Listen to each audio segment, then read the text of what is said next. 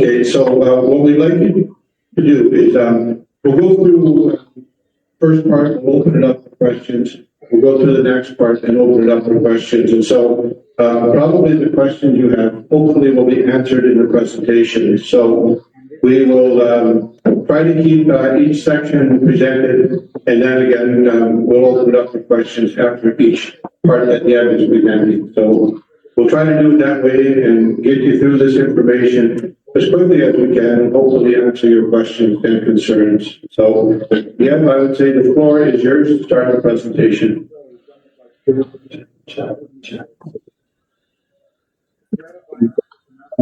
you want to?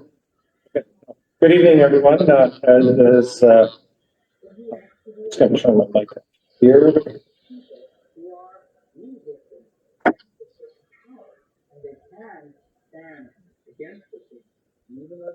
Issues.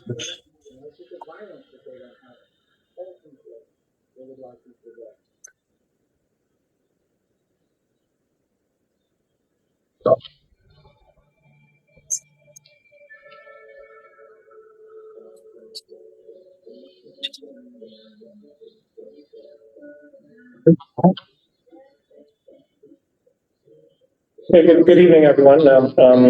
So I'm here to present the 2025 outline. What is happening here? I'm muted.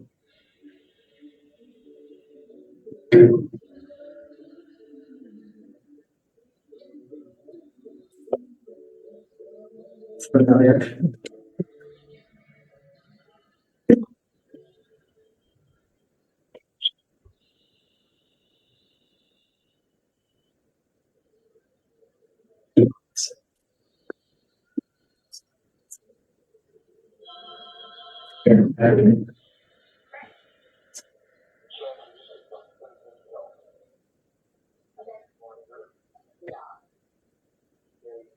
Check. Okay, this is better here. Okay, sorry about that little technical situation there. Yeah, so welcome everyone to the 2025-29 financial plan public meeting. So we have quite a few slides today. So as has been mentioned, we'll stop in a few places for questions. And yeah, so we'll get the presentation started. And so the agenda for this evening is an overview of the regional district and the services model, and as well a bit of discussion about property assessments and the budget impact, 2025 overall outlook, a service by service discussion, and then some pie charts, actually lots of pie charts with the estimated taxation by area. So just a reminder, this is a draft budget. It's still, we're still going through reviews, including staff, committee, commission, director, and board level discussions. And so this budget we're currently discussing is based on the February 25th draft. So the budget review process, the actual budget process started last October.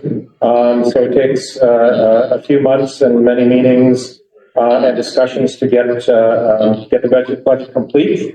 It's a fairly large package. It is available online, about 300 or odd so pages. I'll describe the package in greater detail in a bit. So basically, some of the components of the budget review process across the regional district is at the board level. So the board had a meeting on February 21st, an all-day meeting where they discussed various components of the budget, made a few directed some changes. There's also probably a couple dozen committee and commissions throughout the regional districts related to recreation, utilities, resource recovery, and in the Western Park Transit. And then there's also local service committees, one in Creston, in the Creston Valley, and one in Caslow. So Creston Valley had a meeting this morning. They discussed budgets related to, in particular case of Creston, the Creston Valley is library, museum, airport, fire services, search and rescue, recreation, economic development, and as well as Creston Valley Transit. And then there are also director and staff discussions as well. A bit of an overview of the regional district. It's one of the 27 regional districts in British Columbia. The RDCK is made up of 11 rural electoral areas, A through K. Down here, we've got A, B, and C, and Creston in the middle. A extends fairly far north up the east shore.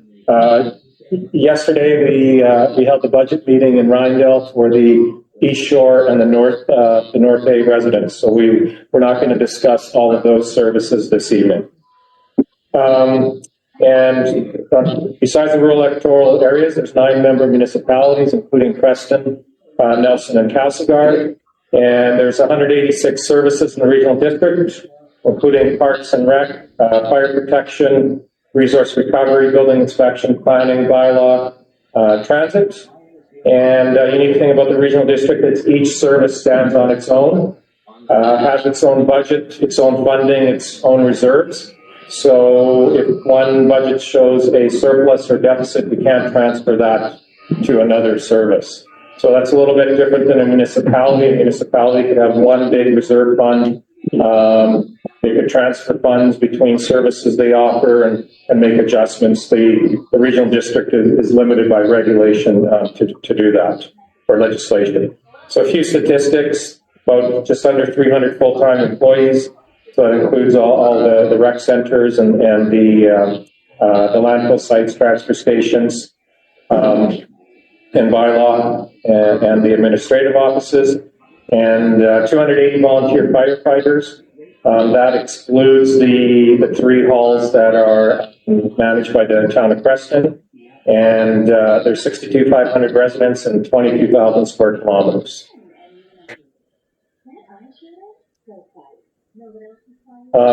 So BC provincial regulations regulate or legislate a lot of what the regional district does, both at the high level and at the service level. So 2 of the main acts are the Local Government Act and the Community Charter, regulate a lot of what the regional district can and can't do from a financial perspective, by setting bylaws and its course of business. And then there's various acts that legislate how, for instance, the Environmental Management Act legislates how our waste services functions. And then as well as there's the Emergency and Disaster Management Act, which is a fairly new act that's having a large impact on our emergency management services.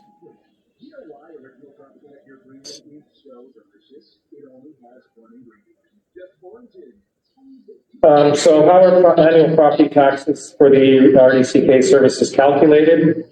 So on the left-hand side, tax requisition amounts required to fund each services are determined through the budget process. And separate from that, the provincial government, through the BC Assessment Authority, calculates the property assessment values. So there's the regional district is not involved in that process and doesn't have any say in appeals or any disputes regarding individual property assessments. As well as the provincial government acts as the tax collector for the or collects taxes for the regional district. So I'll show you an example later on. Your rural residents will get the tax bill from the province, and municipal residents or property owners will get the tax bill from the municipality for the regional district portion of taxes. The regional district does not directly collect taxes. But getting back to how property taxes are calculated, so once we have the budget for each service, we divide it by the property assessment values, and then you come up with a tax rate for each service. So that differs again from municipality. Municipality will have one tax rate, and that funds all of its services. And the regional district, each service will have its own tax rate. And then you multiply that tax rate by the assessed value for that property, and you come up with property tax for each individual property for each service. And I'll show you a little bit about that later on. So let's just quickly have a look at a chart showing annual assessment changes. So the blue bars, which are on the left-hand side in each pairing, are the year-over-year change in assessment values in each area and municipality. So on A is almost the lowest, but Slocan was -6. But A is just around a 1% valuation assessment increase. And C in this area is just under 5, and then Creston and B are in the middle. So if you look at the blue bars, there's quite a difference year over year, about a 17% range. But if you look at the orange bars or the brown bars, that's a 9-year average, and you only got about a 4% difference over 9 years. So over this time scale anyway, the assessment changes are reverting to a bit of a mean. Okay, just this slide just shows the 3 main components of what's in the detailed financial plan. I'll pop up larger versions of a couple of these tables later on. So one of them is the taxation details by area and municipality. That shows each service that the area municipality pays into, the rates and the changes over time. There's a summary table that compares all the municipalities and electoral areas. And then the bulk of the financial plan are 200-page detailed financial plans for each service that shows the budget by account over the 5-year period. So this plan is available on the RDCK website under the financial statements section. So we're not going to go all over this in detail. This shows just an example of the taxation detail. This is area A. So on the left-hand side, we lists out the service numbers. Our services all either start with an S or an A. So the top part of this table, which is above the subtotals, is the services that everybody in area A or every property owner pays into. And then the bottom part of the table are what we call defined area services. So only a portion of the residents will pay into. So in area A, only, for instance, the top one, Fire Protection Rhinedale, only Rhinedale residents pay into that service. So that's why this table is broken out into 2 sections. Okay. So the largest service, if we look at area A on the top part, is as from a requisition perspective, is S186, which is the refuse disposal or waste disposal. So what these tables shows 23, 24, 25, the total assessment value of all the properties, then the requisition is the total tax requisition amount for that service, and then the calculated rate per thousand.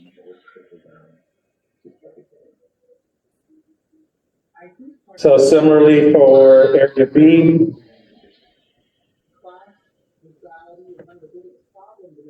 and area B's largest service, quite by a fair bit, is the rec facility in Creston.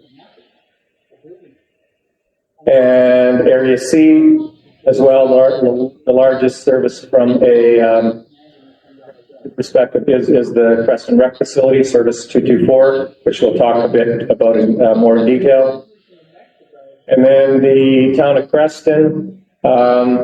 Every property in town of Creston pays into these services. There's no defined areas in town of Creston for RDCK services. And then once again, the largest RDCK service that Creston residents or property owners pay into is the rec facility. So this is just an example of a rural property bill. Again, we don't send these out, so a resident from Beasley shared this with us, and basically it shows an example that will show the what your tax bill looks like, and what's circled in red there are the regional district taxes. So there'll be one line for the taxes everybody in your area pays for, and then for the defined area services, there'll be separate lines. But as you can see, your property tax is made up of other taxes as well. school, provincial tax, hospital tax, and a couple other smaller taxes. And then for the town of Creston, your tax bill will include all the town of Creston services, I believe a hospital tax, and then a line for one line for regional district taxes. So this is the summary table I mentioned earlier. And so the three A, B, and C are circled as well as the town of Creston. So the left side is the change in assessments from 24 to 25, and the percentage change. So the average assessment change for the entire regional district is 5.2. So area A had a fairly low average increase of 1. B and C were closer to 5, as well as town of Creston. But that's the average for the area. So individual property owners might see a larger increase or even a decrease compared to that. And then the right-hand side of this table shows the net change in taxation. So total dollars, 24 to 25. And then the net change in taxation year over year. So area A is 2.6%, B is 1.9, area C is 4.3, and Creston, town of Creston is 5.0. So besides the city of Casper, those are the 4 lowest tax increases in the regional district this year. Oh, sorry, the 5th. The Village of Spokane actually has a tax decrease. So 2025 overall outlook. So again, projected overall tax increase for the entire regional district is 6.5%.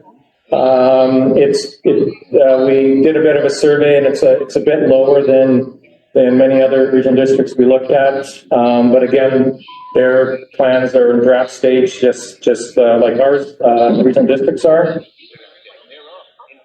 So the total tax requisitions that we have in the plan this year are actually $700,000 lower than what we predicted they would be or planned they would be for this year in last year's budget. Another budget item is there's a consumer price index increase on staff salaries and director stipends of 3.3%. That's based on a 2-year rolling average. Decreasing interest rates are reducing some interest charges, but they're also reducing investment income. We're also continuing work on implementing a formal asset management plan. So this has become a growing requirement, actually is a requirement under some of our grant streams, including Community Works. And Community Works is a federal grant for municipalities and local governments, and the regional district shares about $1.7 million per year. And in order to receive that, we need to have an asset management plan. And as part of that plan, the board approved a new asset management specialist position that's planned to start later on this year. So a brief overview of some challenges and opportunities this year. The big one I'm sure many of you are aware of is the foreign trade issues. They've been in the news every day, and including tariffs and counter tariffs. So these potentially could increase procurement costs, potentially slowing economic activity, leading to lower building permits and other fee revenue. And if things get more severe, potentially we could have a wider effect. As well, the uncertainty is leading to a fluctuating Canadian dollar, so that can definitely impact again inflation and procurement costs. As well, sometime this year we're likely to have we have to have a federal election, and so right now the impact on the regional district is uncertain. And the other item that's in the news quite a bit lately from the technology standpoint is artificial intelligence. So there's lots of hype and there's lots of real things up there. So the technology is evolving very quickly. So currently we're seeing some limited, although successful use of the regional district. We need to be very mindful of its accuracy and privacy concerns. And we are working on an AI strategy, including training of our staff. So I'll just take a break there and see if there's any questions on anything I've discussed so far. If there's any questions, please step up and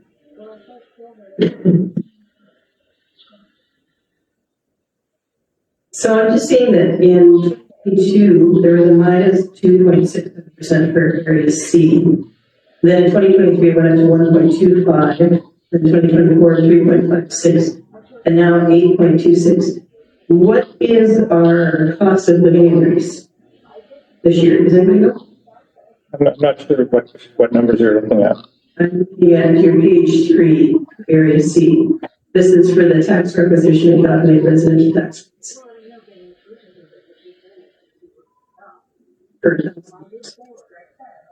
So the summary page for area C. The fact that what I'm trying to get across is our cost of living is not going to jive with what you're trying to do here. We've already got people, CMHC, with foreclosures through the roof. There's so much that we were told last season at the meeting, this bill worse than it was last year. There's no way we can take on an 8.26 increase. So, just a nutshell of that. Okay, thank you. So on the summary page, we're showing 4.3, but that once you add in the defined services, it goes to 4.3. But your note is well taken. Thank you.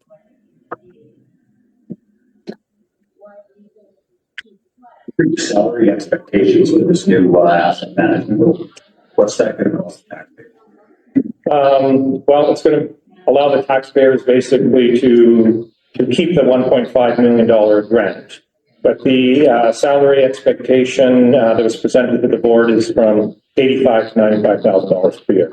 So this position is fairly specialized. It's somebody who's got a combination of highly technical engineering skills combined with a high level of finance knowledge. Okay, and this is something that your team needs to overall because the departments can't manage their own departments and talk amongst themselves. No, it's a fairly specialized role that many local governments have or are looking at filling. Okay, well, I'm just going to say, I feel most people probably don't think that it's prudent to be adding more staff. That's just my thoughts. Okay, thank you.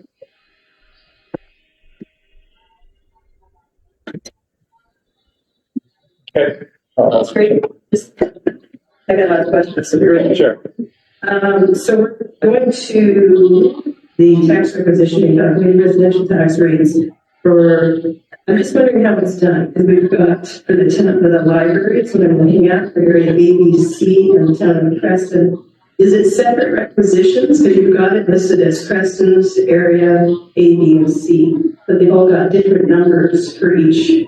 So for the town of Creston, the request from the library is 211,000. So there's Do they one. add them all in together from the separate pages? Yeah, so there's one service, there's one amount for the library, and then that's divided by assessment area. So if the library budget is $500,000, then we divide it between A, B, and C based on assessment on assessment values in those four areas. So it is a separate cost for each that's showing on here. It's So we add those up. right. Yes. And what I'm seeing is that in 2024, it was 412,000, and in 2025, the ask is 689,000. So that's a pretty high jump. It's supposed to be closing on Fridays. So other things with the library is, if they are closing on Fridays, how many are paid staff? How many are volunteers? And will that reflect in the budget if they close on Fridays because they won't be having to pay staff on that salary, where they get paid regardless?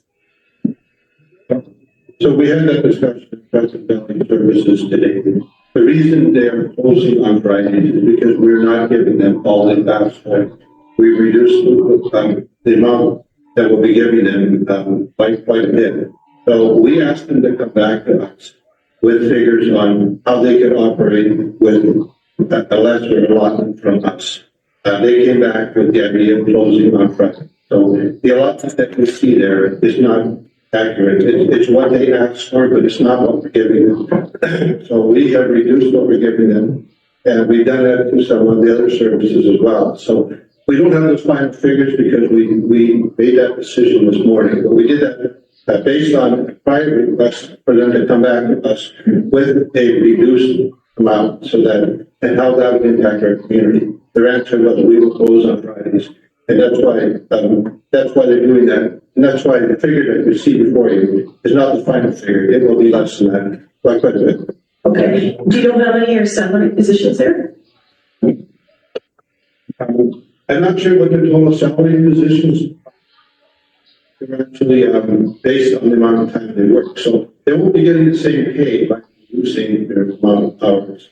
Okay, then one last question on the library is, it's in an RDCK building, so do they get a rate rental, or how does that work for their access to that building? I'm not sure, but I don't know the correct answer to that. Yeah, I might know that. Yeah, no, I don't have that in a second, I can check it.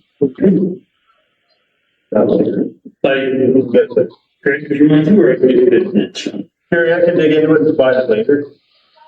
Okay, we have a lease arrangement, they cover some internal costs, internal improvements, new flooring, fitting, stuff like that.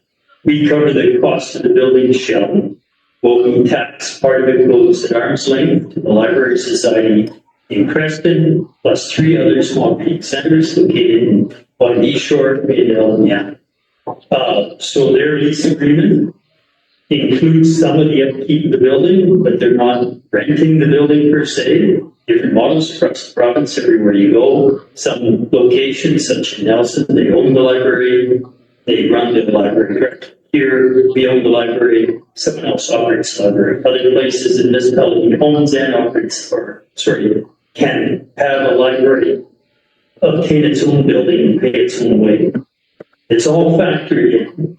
It would take quite a bit of time to say, everybody, want to sit down for a cup of coffee and see the entire thing. Bit of a correction, what's in the budget right now is about half of what they asked for, but we will not be reducing what's in the budget right now. You're not gonna reduce the $689,000? What was put on February 25th, based on that recommendation that we made previously, that's the lift that you see is $90,100 lift in taxation approximately. I don't have the exact number yet because I haven't opened it yet. Out of that, that is only, the increase we're giving is only half of what they asked. They're an arm's length organization, they hire their own staff, they're unionized, they pay the wages that they get through the negotiation. We said, here's how much we believe we can support you through the citizens of Creston, A, B, and C. And now you have to make your operational changes and decisions to work within that budget, which is less than what they asked for. Their operational decision was to close Friday. That's arm's length from us. Next year, we'll probably have the same conversation again.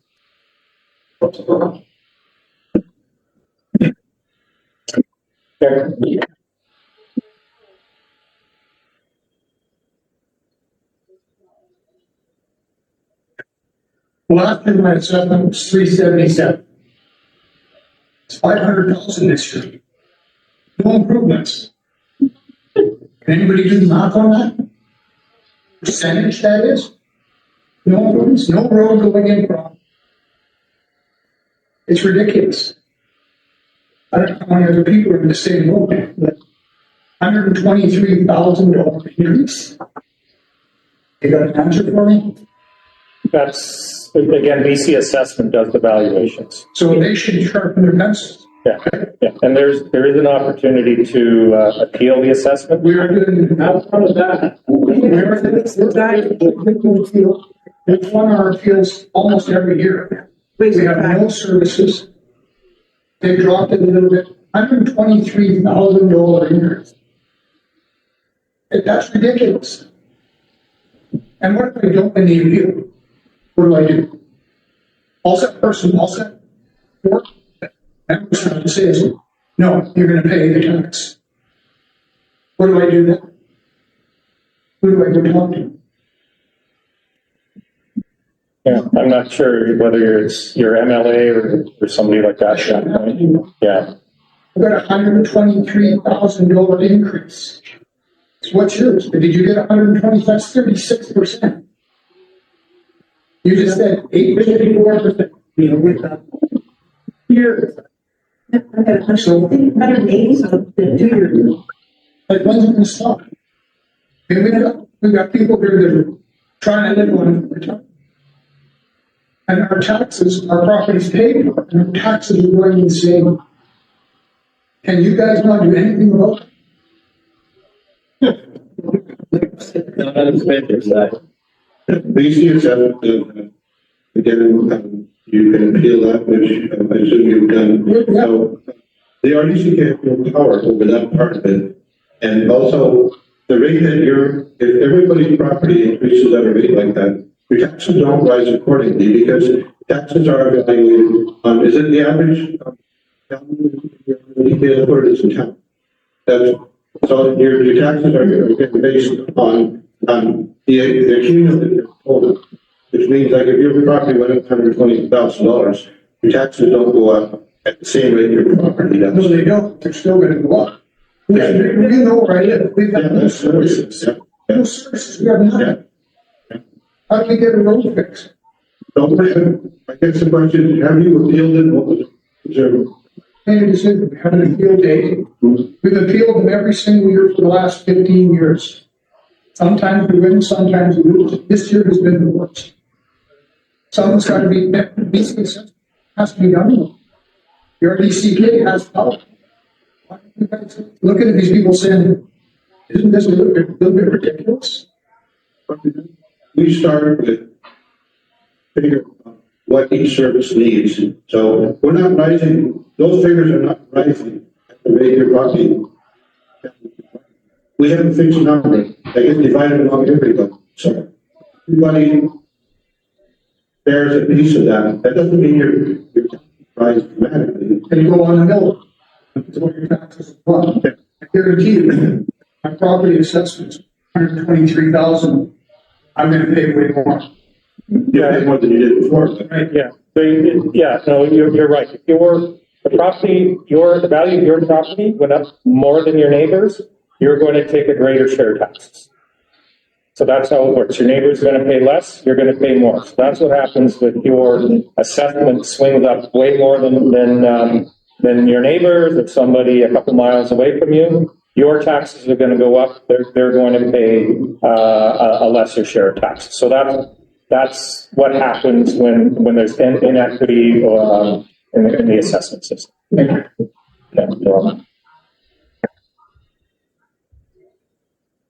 Feel for this guy, some of that stuff as well.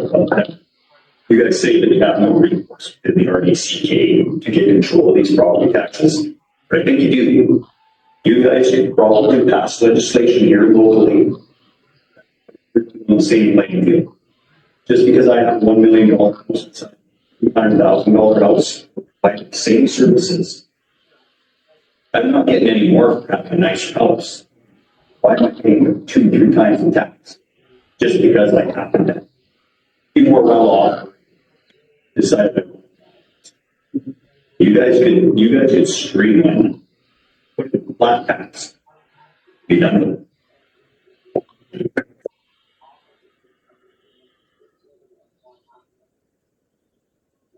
So we don't legislate local government, we set bylaws.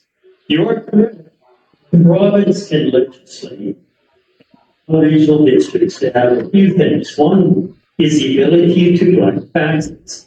We actually cannot collect taxes. We can collect fees. We can identify parts of taxes for the province to like in our behalf.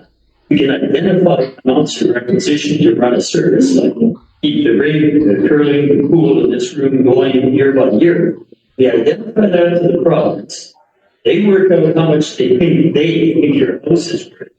And they distribute that burden of taxation across that. They do not allow us to tax. We have no taxing authority. Town of Creston, every village and every city have taxing authority. We had a great conversation again with this issue, which has been before us, before our provincial organization, provincial government, for a couple of decades. Since they took the local government, they created a new thing called the community charter, similar to the Vancouver charter. They said within a few years, they would look at regional districts and see what powers we could be given in terms of power to tax, raise revenue, and different models. They have never done that. I sat in on the day-long meeting Friday back with Don Lidstone, the guru of this kind of stuff, created the community charter, who was the one who drafted the legislation for the province to create Columbia Basin Trust, and worked on behalf of municipal government his entire career. He's older than I am. He'd love to retire.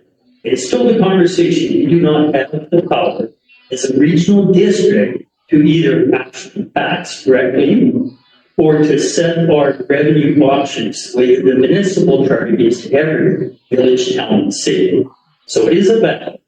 And you can talk to him and anybody else who will listen. That would be an interesting thing for them to update. The Local Government Act is so limited, it's so restricted, that our hands are tied in many ways. As for the relative burden of taxes that you have to shoulder, BC assessment uses the average price of the sale of a particular category of house in a particular neighborhood or area, and they say everybody sells it now worth that. And that is totally impossible to do in a fair way with us, because there's no house typical to mine. That rose is B&B. There's no house typical to others. So you're correct as well. BC assessment, I've said this to their face year after year, their model is not sufficiently accurate to properly reflect what happens to us. They did apply your average model, something like that would be more fair. But they don't. The province tells them to use the real, actual real estate sales year over year that we get from realtors that are fed into them from real estate agents. They use those numbers as if every house in that category, in that location, is now worth that new number. And that is a horrible distortion on our communities. But I've spoken to BC Assessment Authority so many times about this. Last September was the most recent, and we're going to keep talking.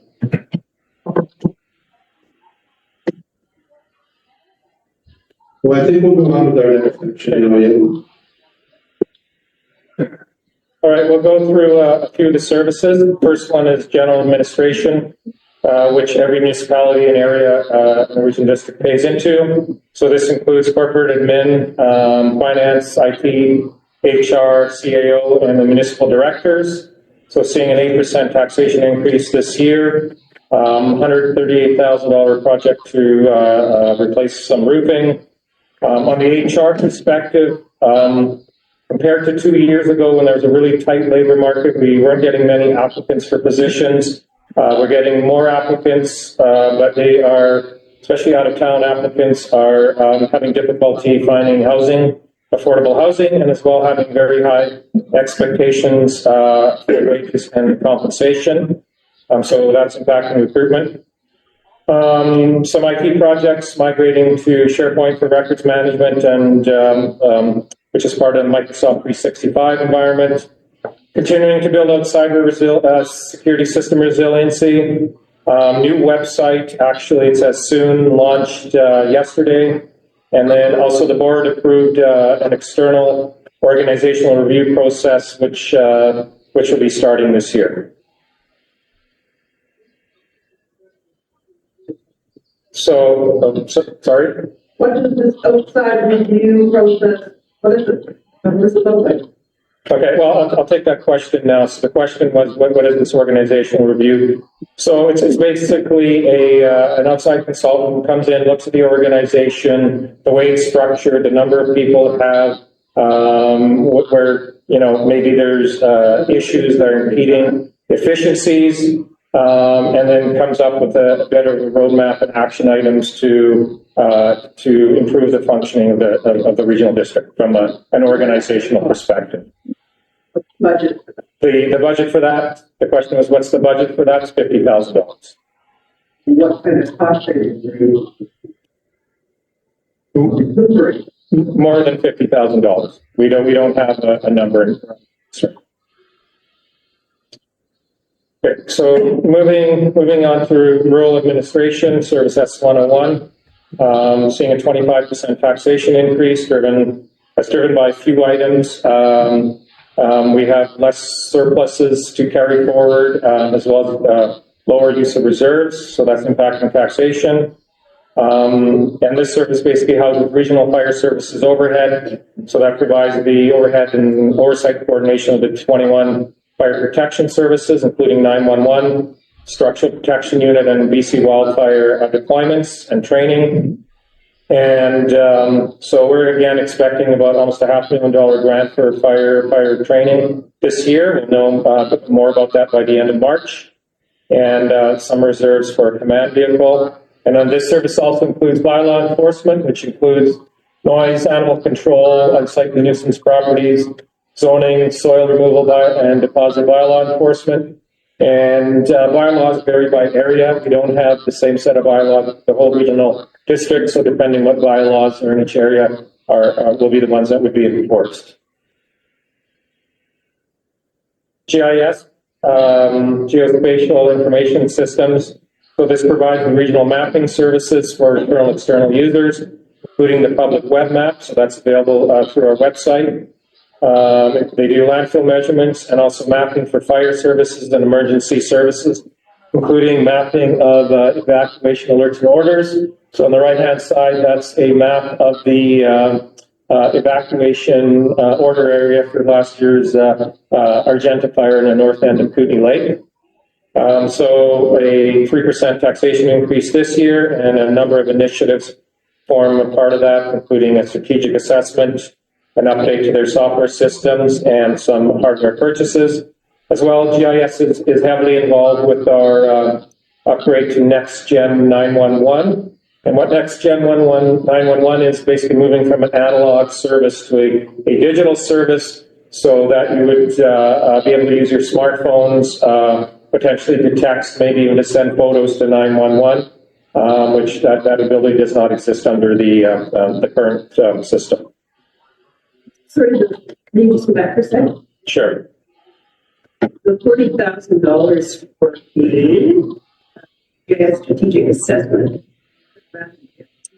So the strategic assessment looks at the GIS department and basically helps them look at priorities and opportunities for projects that will add more value to the organization. So there's a large number of areas where GIS could do work for the regional district. So it helps set those priorities and where the most value comes through. It also looks at the way the GIS is a really complicated system, both on the technical side and as well as the work that they do. So it's to provide a bit of a roadmap to make their processes more efficient as well. You have hired staff that's under the GIS? We have internal staff that do GIS as well as technical portions, and this review is being done by an external organization. Is that their job description to find what you're talking about? No, many municipalities have done these reviews, and so they come in and having the perspective from an outside organization, gives the opportunity to that we may not be able to gather from inside. Your managers get any financial incentives? These government and figure? As far as bonuses? Yeah. No, there's no bonuses. Okay, I'm going to continue on until the next break here. So building inspection service S103, so seeing a 26% increase in 2025. A large driver of this is permit revenue is softening considerably. So we budgeted about $950 for last year, dropped to about $636. Because of that, we dropped, removed from the budget 2 open building inspection positions. So that dropped the budget by about a couple $100,000 as far as requisitions. And part of some of the work the staff do are staying current with the revisions to the BC building code. And then we also have some work to do with some accounting standards affecting revenue recognition in this service.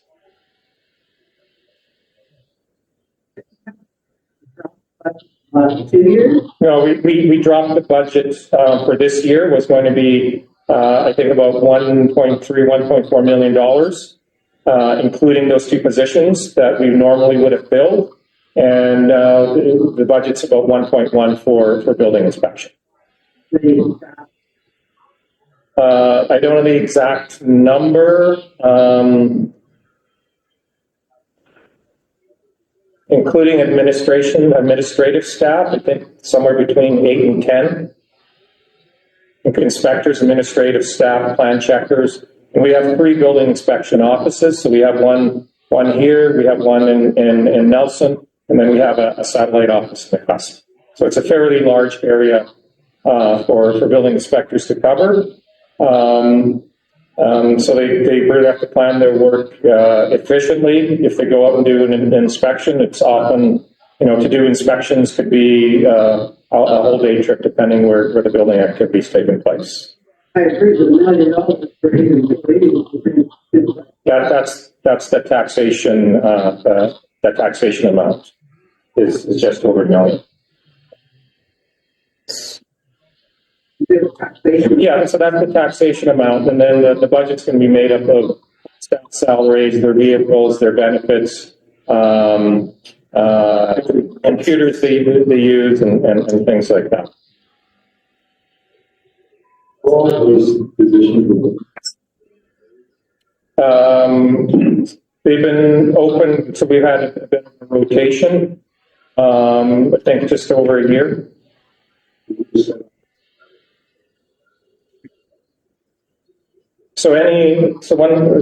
That's a good question. So in the regional district, if a service has a deficit or surplus, it rolls over into the next year. So that it will affect the next year's budget. The budget reduction that proceeded this year. That's not anything back as compared last year. Yeah. So just have a quick look at that budget. Okay.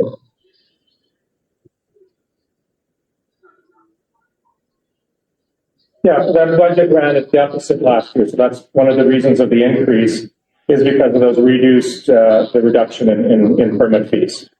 So that's what caused a bit of the deficit. The other thing about building inspection, and again, I mentioned this accounting change, is when we get a building permit fee, that permit has to basically cover 2 or 3 years of work or however long it takes to complete that building inspection. So when we see a large drop in permit, we have a portfolio of permits that are active that the current inspectors have to manage. Well, if you have a drop in building fees, then you should have a drop. Which we did. Those are the 2 positions we eliminated. I get that. It should be related.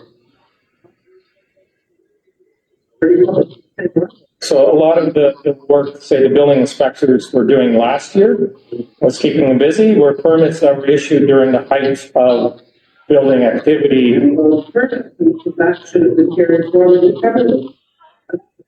That's kind of, you're going to charge me X amount of dollars. You need to until that. So yeah, that's the stabilization reserve. You have a unique stabilization reserve for that purpose. The collapse in building activity was more than what that reserve could handle in one shot. We had a huge collapse in building activity, but the permits that were just issued still need inspections for year 2 and 3. But the stabilization reserve has buffered this a bit this year. When BC changed the rural property from agriculture and use, they have a lot. When did they alter change it to. Did that go through a civic voting process? Or did it just arbitrarily make that decision on their own? So you know that? I'm sorry, I don't follow. Do you see assessment thing? Mike, please. Yeah, come to the mic, please. It'd be easier. We have people online that can't hear you if you don't come to the mic.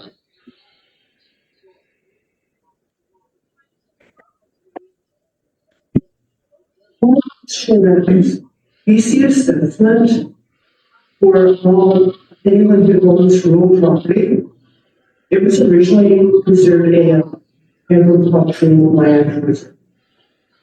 And it got changed to subdivision. When did that happen? Was there a civic voting process for that to happen? And that's my question, because we can't arbitrarily make those changes. We don't have that kind of infrastructure. DLR was established, DLR was established provincially in 1973 by the provincial government, the Harris government. And those properties were identified in ALR are substantially today still the ones that are in ALR. These were a lot of requests to exempt from ALR, to make a golf course, whatever, which eventually has 10 houses around it. We've seen tons of that over the decades. But I'm not aware of BC assessment making the kind of change in status that you're saying. I do not believe BC assessment can trump or override the Agricultural Land Reserve Act, because that is a arm's length quasi-judicial entity that administers and protects agricultural land reserve. The BC government did change the category once, and the person who was minister at the time sat in this room in that corner 10 years ago when we grilled over it, to create two levels of agricultural land reserve. So the one ALR category was Lower Mainland, the Southern Vancouver Island, and Okanagan, which was category one, and they wouldn't allow other development. They changed it, created a level 2 or step 2, where they would permit more commercial operation on farm, on the land, more farm use or operations on the land. Then the next government, a few years later, reversed that again. I do believe that the ALR status today is pretty close to what it was back in 1973. If there's something we missed on that, we'll make a note, because we talked to the Agricultural Land Commission, well, for me, 17 years in, year after year, about trying to keep up with their changes. So I'm more than curious about this, but I'm not aware of BC assessment. If you could please look at that, because they did change that in my assessment just recently. And speaking of changes for BC assessment, it's a known fact that when you contest your assessment, your property taxes will go down. So year after year, I'm consistently trying to lower my property tax reason. It's the main reason. As of recently, the amount of bureaucracy now to go through and the hoops just to have that is unbelievable. I have to go through like 6 different people just to do that. And I have to go on the website where I just all to do is fill out a form. 2 years ago. These are the major changes that have been happening in the last 4 years. And there's nobody's getting any, you're not getting any input from your citizens. This is what we're dealing with. More bureaucracy. You need Elon Musk. Just that I can, just so that I can have a day, I talk to you. This is what it's come to. As a result, I couldn't lower my property taxes. They said, you're not That's $30 to do that.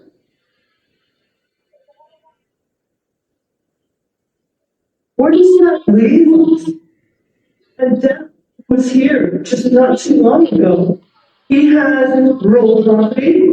He doesn't have any of those amenities that some of us have in Creston. I don't know where you expect this money to come from. But we are struggling financially.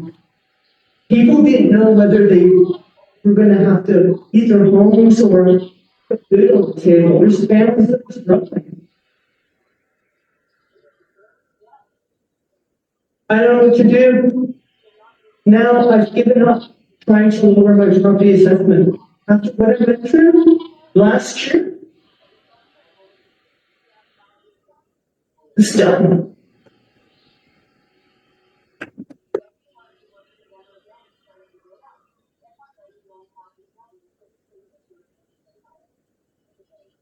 Okay, so we'll move on to planning and land use service S104. So the planning department is responsible for administration of zoning, land use, and development applications. About half their time, or at least half their time, is dealt with managing development applications. So this department's seeing about an 18% taxation increase this year. They're also working on addressing new housing regulations and updating subdivision and floodplain bylaws. Has there been an 18% increase in development? Yeah, no, I'm not sure exactly, but the work that they have to do has increased. 18%. Yeah. Justification of the 18%. So some of that's going to be, there's going to be some inflationary increases in there, and then the rest of it is work related. Economic development service S107. We talked a bit about this last night in Rindell, but we'll speak about it today. So a $9,000 taxation increase. This service supports the Kootenay Lake Creston Valley Economic Action Partnership.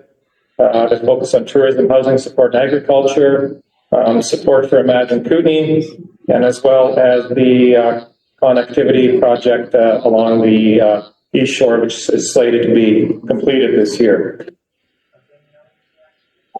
What is that? What is the Kootenay Lake Creston Valley Economic Action Partnership? What do they do for?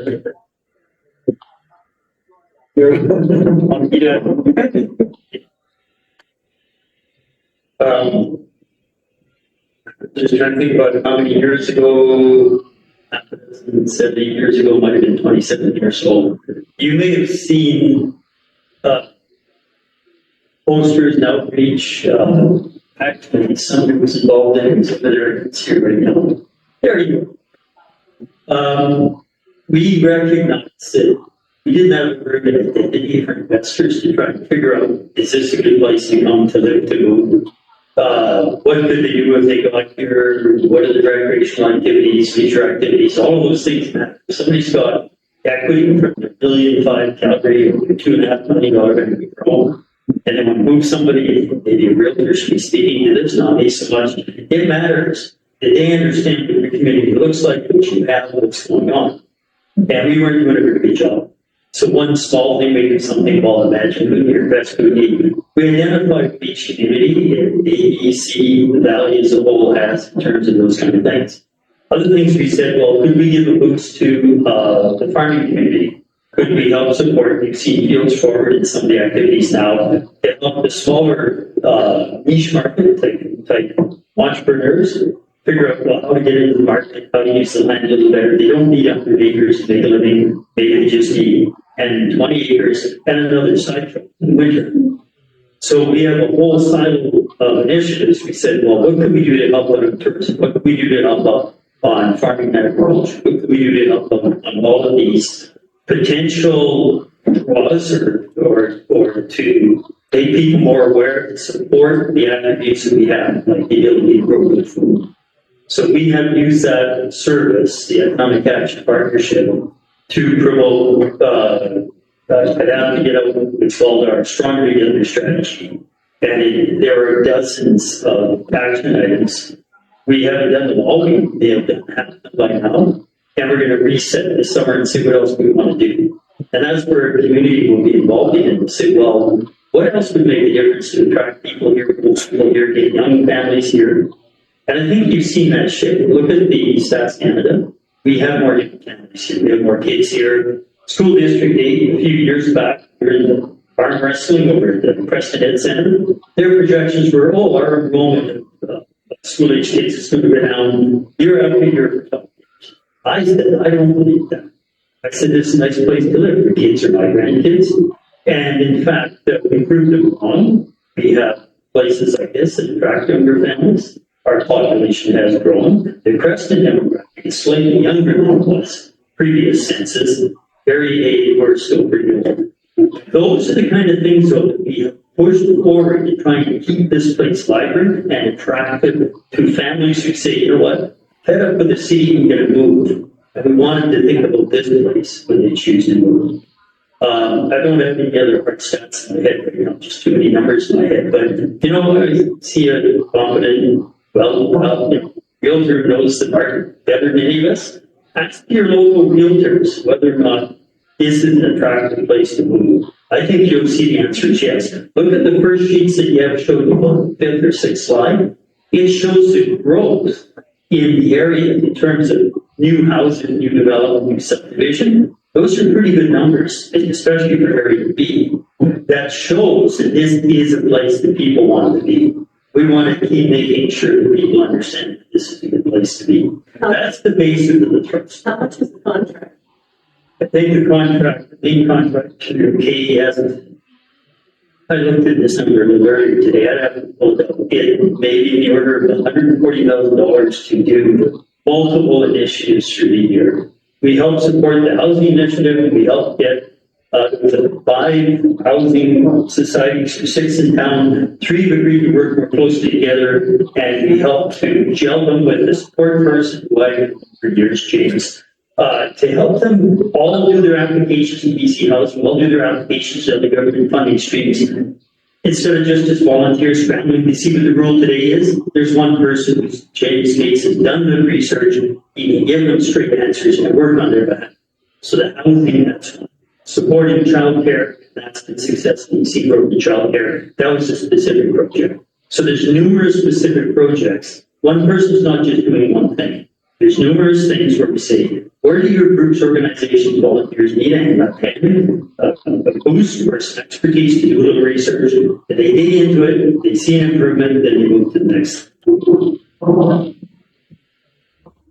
I've got one quick question. So we're bringing people into the town. I see economic growth and stuff like that. But with the people moving into town, you drive up the prices of our houses. What are you doing to help us who've been in this valley for years stay here and afford here? We're bringing people in, we're saying, look at how this is all for you guys. The prime example is like this summer, we're using our recreation center that we're paying for. And we have people from the US and Alberta coming and using it. And then us here in Creston, we get turned away because our pool is too full. So I'm paying. And our tourists are coming in and using our facilities. We don't even get a break for using our facilities. We pay full price. What are you doing for your residents that are living here, right now?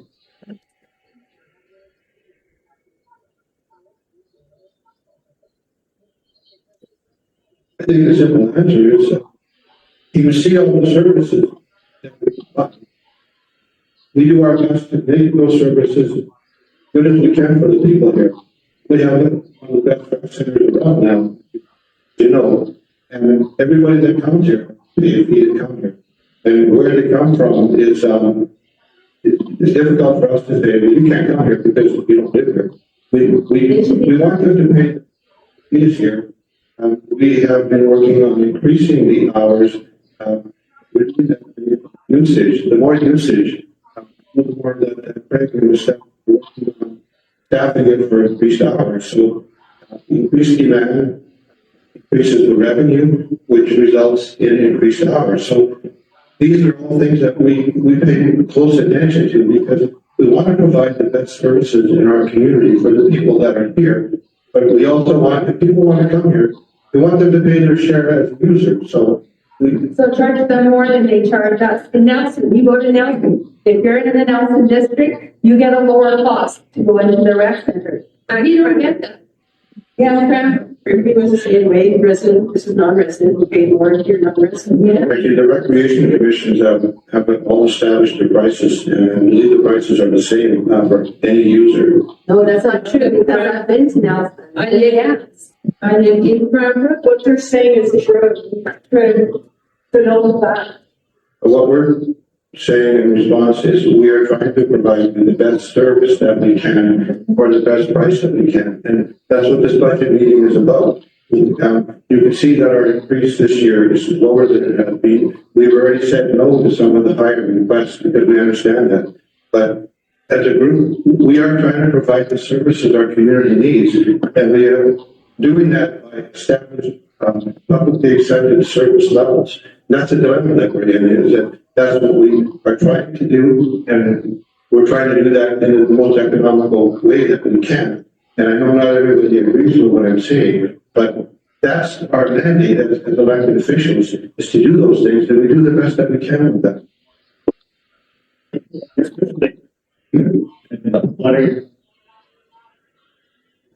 The use for goals. First, I want to correct it, so the club contract partnership is about 140. Bring like it's was budgeted at 115, and the actual was closer to 104. Because we don't always, you plan to do things, you don't always get everything done. So I gave you aquatics was a novel city, and Craig knows this more than anybody. We couldn't get staff for a period of time. Like we had COVID collapse and told myself I'd stop doing stuff on that, but it's reality that we found with students who were normally the young people step up to the lifeguard training positions and having to be part-time wages and stuff like that. We couldn't recruit enough lifeguards to get the pool to the physical capacity, because it's what the pool will hold, and then you have to have the lifeguards, a certain percentage. So we left it at, I guess, the first come, first served, but I would say the vast majority of users were locals. Of the people who weren't locals, I hope they're thinking about moving here because of the facilities we have. What we're doing for equity, I lived in the lower mainland, 19 very long years. And I lived in Langley Township, in Langley City, Langley Township, Missouri, where the fight.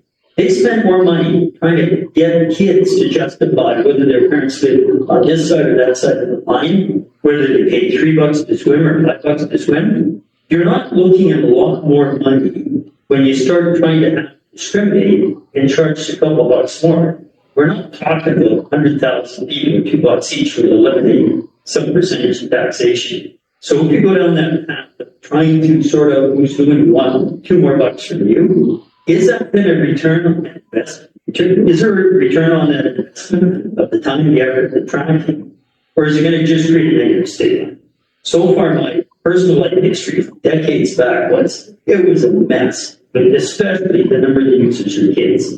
So that's my personal bias. And what I look forward. If you guys need to talk to services every Thursday, first Thursday morning of the month, we sit and we listen to everybody who comes. And maybe that's where that more of a discussion is. In terms of our targets and returns and revenues, we do have targets for cost recovery of about 35%. Regularly do that right now of our operating costs. We don't strive to recover our operating costs in recreation. We've looked at what they do in every city, every town, every village. They don't recover the cost of these kind of facilities through user fees. You got to think about, well, it'd be nice if the province paid for it. You guys coming here, staying healthy, swimming, skating, doing what you do, having your kids not sitting on the couch with grandkids, playing video games all day, being active with my grandsons out in the ice rink. No, not right now, 5 minutes. That social benefit, being healthy, saves the province money. But the province isn't interested in supporting it. So what are your choices? We stay healthier, have a place for people to stay healthy and fit. I mean, looking at you, you're on the weights or something. You're staying fit, right? Do we encourage that we are fit, healthy, but not in emergency at every turn? Or do we not provide facilities or put the prices up so much that only the wealthy? That's the social struggle of being in the position we're in. I don't know what's, always open to listen to your opinions. We set a cost recovery target of about 35% of operational costs, which keeps our costs in line with others. Also, if you have a pass, season pass, week pass, day pass, whatever, here, my understanding is you can use it in Nelson or Castlegar. It's accepted anywhere, is it not, right? I'll verify that. That is the model that I understand ourselves look at, because we're all reaching this. But I do appreciate the comment this last time. I was thrilled because the cost per use in Riendell Community Center is in the order of triple. And it doesn't have. It has no, which we have this issue for a little while. And it has, it's an old school. So go to some of the other communities, look what they have in terms of recreation places to gather and meet and activities, what they got pickleball. And then you need to think, is this, I see a wrap up scene saying, if you need to know more, sir, rolling your hand, that's what the symbol is. Come and talk to us at Creston Valley Services Good Meeting, and you'll get all the answers you need, all the detail you need. And the staff are experts in it, will have researched it. They give you a specific answer. Yeah, I see one thing. Okay, the rec center, we subsidize with our tax, Yes. whether we use it or not. Yes. So we're in double jeopardy because when we go and use it, we pay a fee. Okay, we pay a fee whether we use it or not. Our tax, and it's substantial. Subsidy to the rec center. Yes. Significant. And it's designed, sir. And if you need the design to be different, come and talk to us. That is exactly the design. It's just an example. I mean, the other thing is that when people here are housing. You try to find rental suites here, you try to find houses you can afford. It's like seeing the whole picture and taking a step back to see that bringing people here is great for the economy. I get it. But it's also making it so that it's not affordable here. And I could give multiple examples. You look at the homeless. We the homeless shelters and things like that. You look at the people, mental health that we can't even provide for our residents here. So what I'm saying is we need to stop looking at helping and being everybody else, and we need to take care of the problems right here, right now. And I keep bringing that back. There's several examples. I can't focus on one. The rec center is just one. But there are several people here that are really hurting. And we've been in the valley forever. Families have been here. I just want to know, can we take a step back and see how we can help us? Because we're here, we're listening, we're expressing it. Some of us work during the day, we can't come to these meetings. This is the meetings we can do. We appreciate hearing that, but one thing I don't know is our desire to increase housing in ways that are affordable. The town of Creston is developing a housing corporation where we can borrow money and be a developer, because we do not have a developer community that will build affordable apartments. We can do that ourselves because we're taking the profit out of it. We're not using taxpayers' money because this gives us the ability to borrow money. We're looking at two developments. One is 42 suites, the other is likely 18. We have a community housing society that will be starting the project. And these are achievable, attainable, affordable housing. So we're doing our best to address these things. I know there's a problem, we know there's a problem. We appreciate you telling us that. But we are doing these things. They take time. I wish they could move faster. We will be having our first meeting of our housing corporation where we now have directors in place, and we'll be starting those plans. We have the concepts already. So we are working on increasing housing. Attached to that, we are also working hard to get a grant for about 100 spaces of daycare. So we are working on these things in our community, and I know, often the news maybe doesn't reach your ears that we're doing that. But we are, and maybe we should be telling you more, but we're doing our best to give people affordable, achievable housing. That you're talking bringing people in and giving them affordable housing. I'm talking about the people that are here because we can, or for property taxes. You want us to shoulder part of that, and you have to give us the break too. Because those people are going to rent those houses. They're not paying these. We are. I'm saying we can't. So how do we make taxes affordable so that we can continue to sustain our community? That's what this presentation is. That's exactly it. We have to think about leaving because we can't afford to pay the taxes here anymore. It's like horses in the trough that are eating too much green. You guys are bounding yourselves on all our green reserves, not even realizing you're crippling your own feet. Support everything that the RCA does, but everybody, we've got the 5,000 amount of people that came and left the province. The province is putting out ads telling people to stay in BC. This is all our fault. We've got to stop and just stop with the taxes, stop with the grants, stop with the borrowing. Let people stay in their homes. Let's see, let's stay in their homes. Stop with all this. You're kicking us out of our property investment anymore.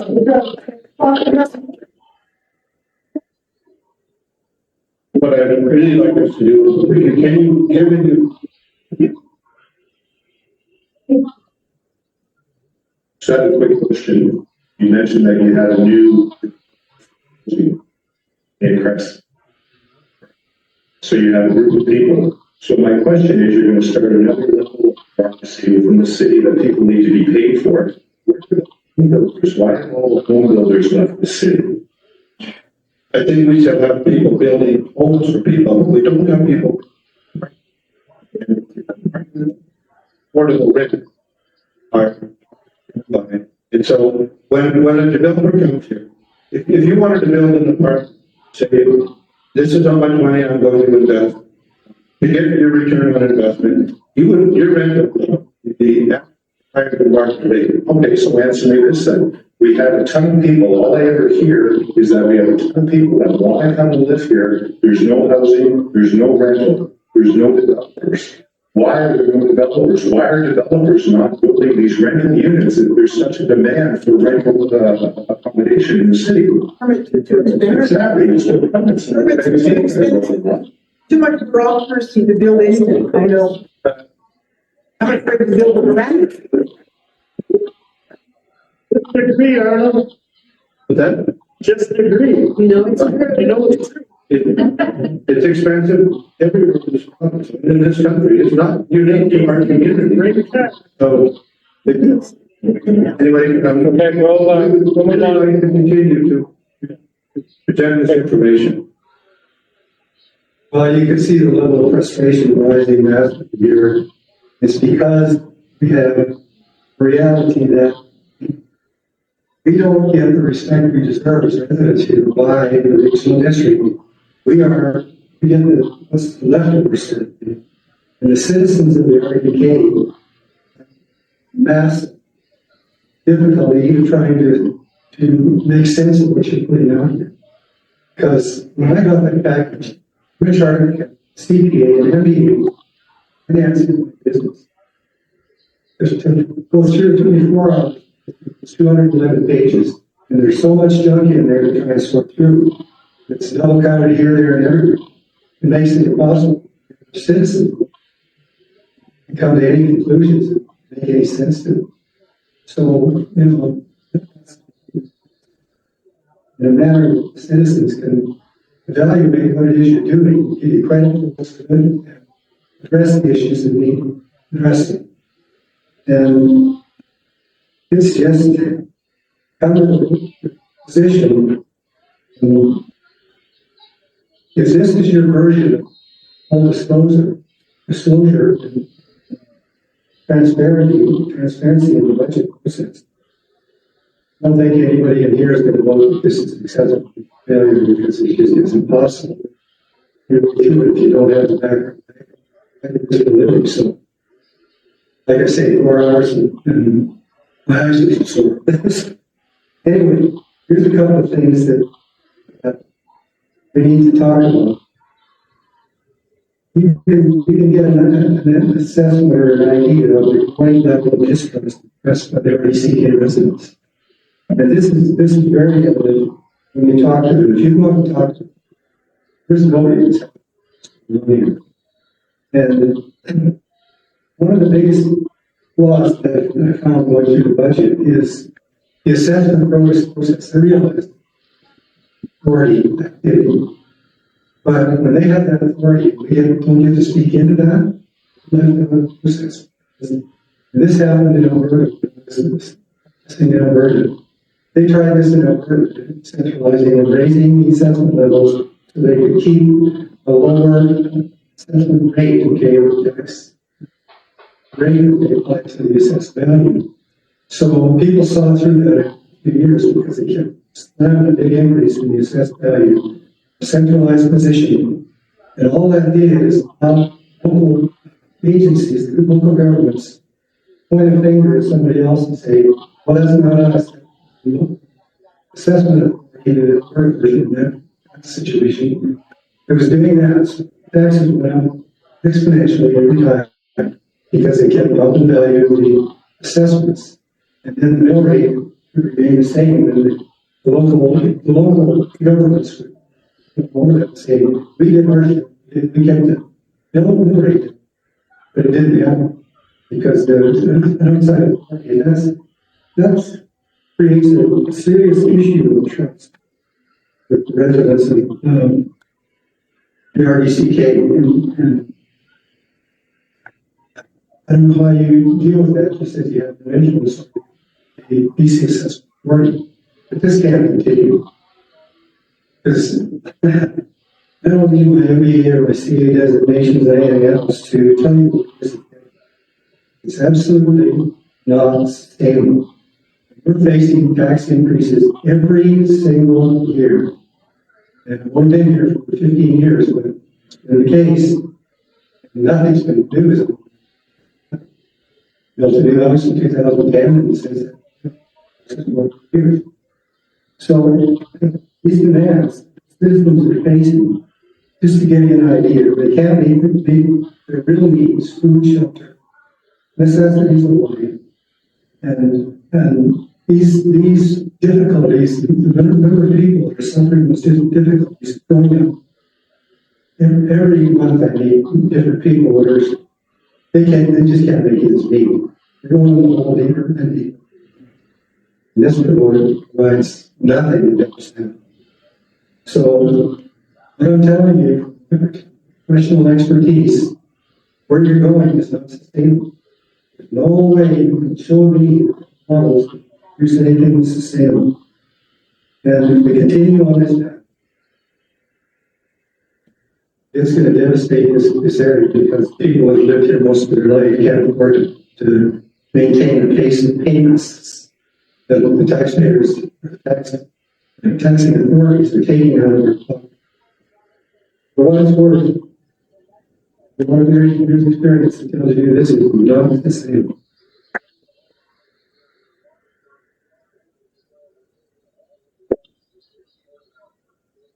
Just hoping I could ask for a little praise to speak out of turn for where we are kind of in the process of a small child with me who wants to go to bed. And I feel like I just want to take a chance on behalf of some who aren't in the room to talk a little bit about my experience being a young parent in the valley. And a young parent who, for reasons, has a good idea what it looks like to live in other rural communities in our province. And to express some gratitude on behalf of our family and other young families that moved here recently, who have chosen, grew up here and chosen to move back, or have been here since high school without leaving because this place matters to them. And to say that a lot of the services, some of which we're yet to get to, that regional district and town provide, make all as families on limited income who look to things like and the services that are provided in this building, and in particular, the amazing work that happens at our library. That allows us to provide good quality of life for our children in a way that is far more affordable than lots of other alternatives. And alternative communities where we could choose to be and live. So when for people who are coming to the mic and say, I know I speak for everybody, maybe we just speak for ourselves. That's fair. But it feels important to know there are people who aren't here, feel very grateful. Maybe not for all of the services and all of the details, but the core of what RD and town are trying to do in terms of improving quality of life. That it matters to us, that we see it, that we feel it, and then even if some of it is a stretch to pay for, being able to have shared services feels far more useful and far more sustainable for us than to try and provide all of those needs for ourselves and others. Also, just want to say that I think right now there are a lot of us who are struggling to kind of figure out what's an appropriate role for local government in our lives. And part of the pressure that I know you guys are facing is that more and more of what we actually would want for ourselves if money weren't an object. That's falling to local government or our local community organizations to provide. And so it feels like we can make these guys the enemy, or we can decide that they're, we better get behind them.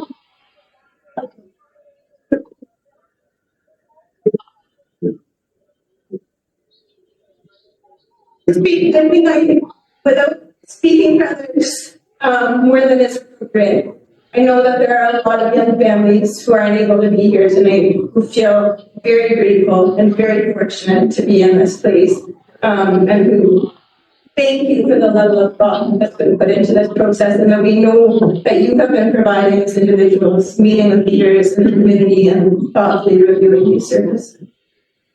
And alternate perspective. Appreciate that. You know, one thing that you all know is we live among you. We took a brave step to run for elections. We were elected.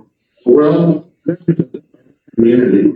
And obviously, we do our best. We have difficult conversations with directors because we know what we decide affects you all.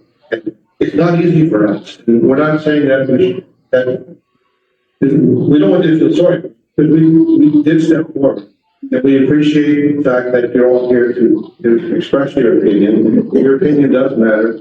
And we have already made some difficult choices and changes, and we continue to listen to you. It may not give you exactly what you want, but it absolutely does impact our decision making, because we realize this is not easy for you, not easy for us either, to be here representing you. So we're all trying to do our best for our community, and we do it because we care for our community. So I know that maybe doesn't resonate because we're the decision makers and people don't like politicians, but we're your friends and your neighbors, and that's why we ran, and that's why we're here. And so I just wanted to.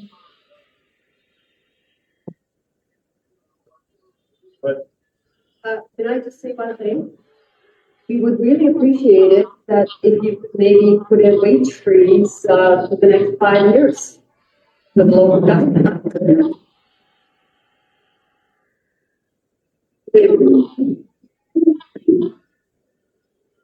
But you know as well as I do that these are unionized people that have a collective bargaining agreement, and we have power. The power that we have is in negotiating the size of the wage agreements, not the fact that we can freeze it, because we can. Inflation affects everybody, and the collective bargaining agreement is something that has to be honored. And I do know that in our town negotiations, we hired a professional to help us to keep those wages at a reasonable level. And so we also consider those things, but we have some duties that we cannot get away from. So it's not as simple as just really saying you cannot have a wage increase. It doesn't work that way for us. It doesn't work that way for people that are in positions like this. It's not how it works. Hey, I'll say something too. I have a nephew that lives in Lakeside, Montana. He just built a house there. Guess what? No GST, no PST, no tax, one permit for electrical, no building permit, no plumbing permit, no nothing. If they can do it over there, why can't we do that here? We don't even have to worry about it.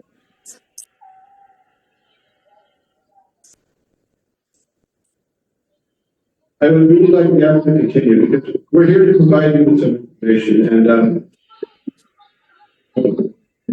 we're along this being, we're giving the information that you need. So let us continue with that. Yeah, I'll continue on. Thank you, everyone. Appreciate your input. Next service is F-108 economic development for Creston B and C. So the previous one was for area C.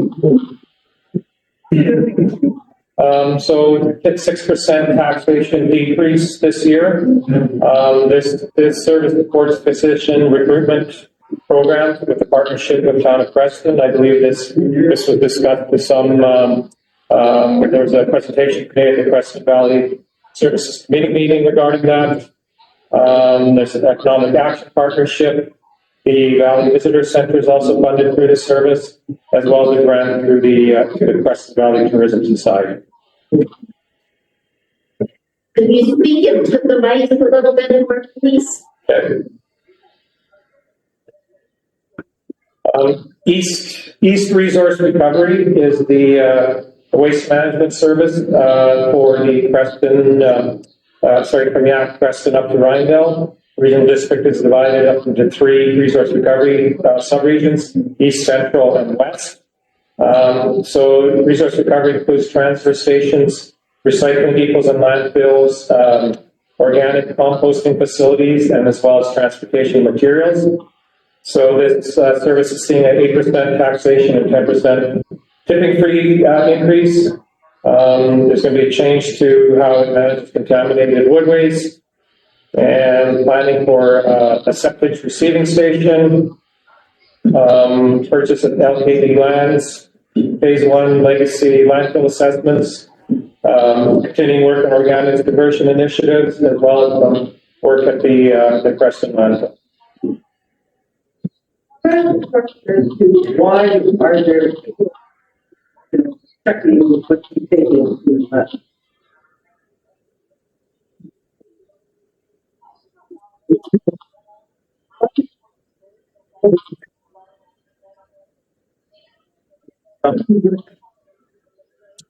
Some people said that taxes would be lower, and that's me. I'm kind of big on these repetitive. So part of what those people checking are seeing, what are you bringing in? And what are you going to pay as garbage? What are you going to pay as value? What is going in wood? Because the rates are different for very specific reasons. Again, it might take you 4 hours. And coffee may painfully go through exactly why those rates to encourage people to separate stuff the way they are. But part of what those people are checking for is to keep as much of the stuff out of the main landfill plant. Because we're under a conditional permit document. But we have to keep the tonnage in the circle. We have to keep the slop organics and stuff that create leachate and methane and contaminated groundwater across the river, which we monitor, which is required province. So we have a number of targets to try and get everybody to recycle what we can get as recycling, and we were successful in getting about a doubling of the incentive and the payback from the province for doing that. To get you to take your sloppy stuff, which you guys are doing great in town, into the organics, get you to put the metal in the metal, and keep what goes in as residual to the bare minimum of what we can't manage otherwise, so we can keep operating as what's called a self-attenuating landfill.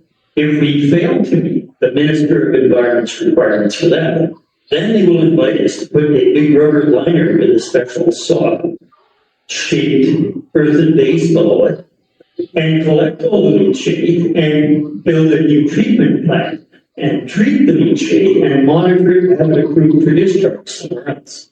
So we have some very specific reasons for doing what we do, and the people are helping us get it. And anybody who wants to spend 4 hours not pretty around the book talking about the real world, what we do and why we do it, I'm there for a cup of coffee if you want. So with the East Research Recovery, 57010, can you just explain to me how much your recoveries on this expenses? It's about $300,000 per grant. So are you giving somebody a grant of 3,000 or 300,000, and where is that grant coming from? And then the other thing is, I went through reserves here too, and that's really disturbing because you went from 38,000 year 39 to 555,000 this year to put into a reserve. And how much in total is in reserves right now, in the bank and in the budget? We know this number? Millions. For which service? All of them. One. So regional district, $48 million. So that includes uncommitted community works funds of about 10. So 38 million related to the services. A lot of the reserves, you have to look at each service specifically, but for instance, in waste, a lot of those reserves are being set aside to close and manage the landfill once it's full or parts of it are full. So, so literally, I think East, check right now. We have 1.84 million in the East Reserve. Yeah. And of that, probably half is what's called statutory for closure. But we're not just stuck stocking it away for 50 years from now. We're using it every time we cap and close a piece of the landfill. We get your money out of that reserve, use it to do the closure works, which is part of our meeting the provincial requirements to keep water out of the old landfill and leaching the muck out of it into the groundwater, causing us another problem. So that again is part of a very strategic plan that we have. The 300,000 would have been for a grant for organics diversion from the province. They said they would pay a large amount for us to set up recycle, initially to build the site. It's been in operation for almost 2 years, and then to provide funding for bins for the town collection, those extra bins and some of the finishing work. So I think the line item you see in grants there, you'll see it will go to the allocation service 118 for the organics there. And that is why we had a substantial grant under our resource recovery, is because we were able to start take provincial money, which is your money, you pay provincial tax, and separate the muck from the rest of the waste to meet our larger targets to avoid the multi-million-dollar future cost if we fail at keeping that landfill free of methane, leachate, etc. When we sit on the Resource Recovery Committee, it shocked us, especially when we're new to this, how much it costs to have landfills and maintain them. And if you think it costs a lot to have them and maintain them, try closing them and opening a new one. It's extremely expensive. And also keeping the pollutants from flowing into many other places in the land. It's a big job, and these are regulations we have to comply with. So, build the resource recovery is shockingly expensive. There are no alternatives.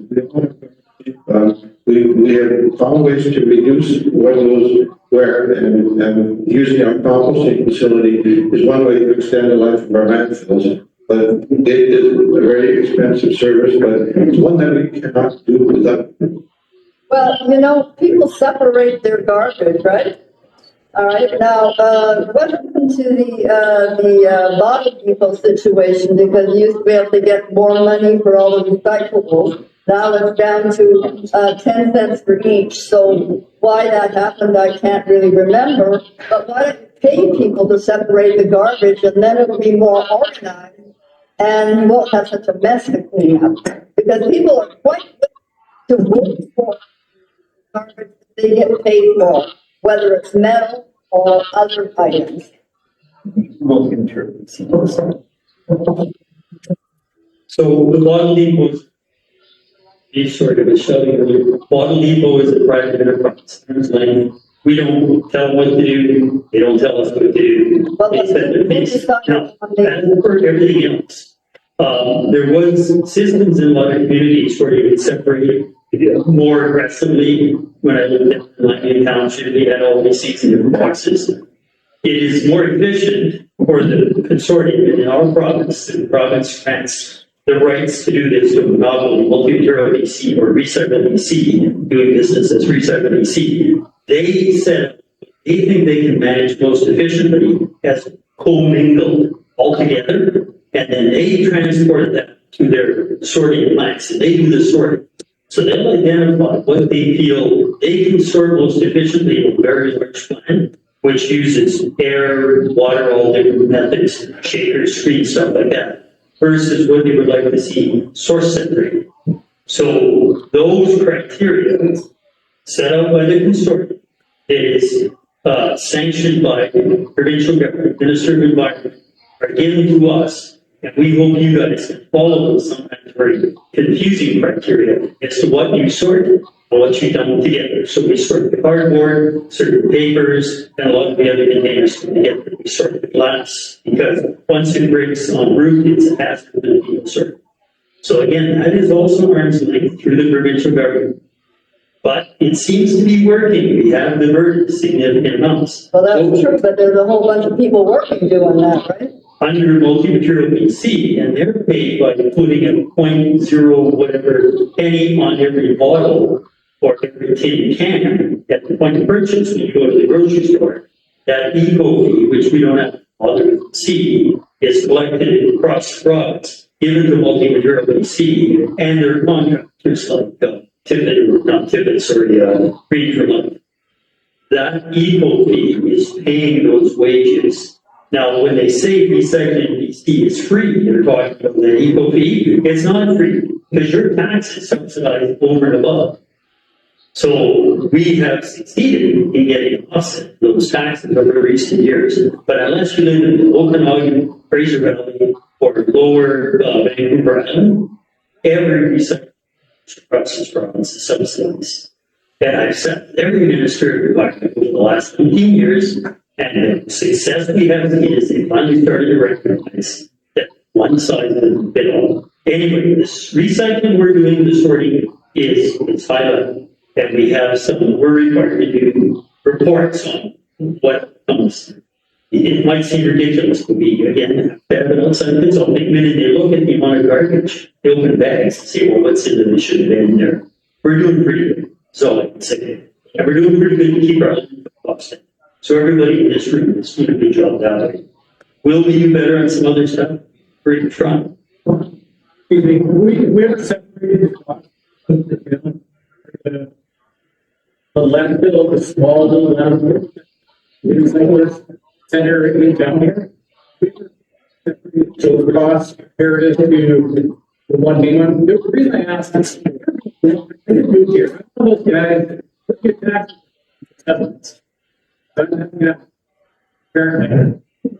But small town, it's 5 times the size of this one. We only have one landfill. We have two. I mean, maybe we have some here, sitting at the cost to have them there, and the cost to have one over there. That's help subsidize. You're absolutely 100% correct. Who does it? All will drive it a little bit. If it's a reduction in like max. Is it the landfill or the transfer station? Transfer station. It's only 30 seconds from my house. Out there. I can reduce my tax by closing that down. Oh, you're thinking of the recycling, the Creston car wash. Oh, yeah. Is there a lease on that land? Is that? Yeah, there's some on that land that we talked about, could we do it elsewhere? Yes, we talked about that. Is, Still we out there? we have talked about that. Let's trim some of the back in this town. We do talk. And your point's well taken. Where else could we be more efficient? Like, just wipe it out, not where it could be more, just gone. There's only one. We're required to. It's difficult. If we allow everything to go on the separate, recycle. No, just that one recycling out at the landfill instead of having the one in town as well. Okay, that is a conversation I'd love to hear, because, well, unless these guys kick me out. As chair of the East Resource Recovery Committee, I would love to see us have one spot. But maybe the one spot should not be the landfill, maybe we shouldn't do recycling the landfill, just the garbage, and do everything else in one spot. And maybe it won't be where it is today, because we also subsidize getting rid of materials from schools every year. I was going to figure this year is $80,000 to have it trucked up in the province actually. So we do model what we've been looking at, called an eco-depot. We would have a year-round site. We collect the recyclables for which we get the reimbursement through this provision system, and collect your waste oil, and collect your varnish or whatever else that you can't dispose of. We've gone out for expression of interest to run a private twice without any application to do it. We're still working on that. So maybe the one site you're talking about won't be at a landfill, but maybe it'll be a more cleverly, strategically located site, like they have in Nelson. Now, Nelson is double the population is critical mass, and they happen to have the bottle collection in the same place as an eco depot. So there's some, People take state gas. but that is a private enterprise. So there's some things that we thought of, and I appreciate bringing it up, because it reinforces the fact we're not talking about the wrong things, because we're talking.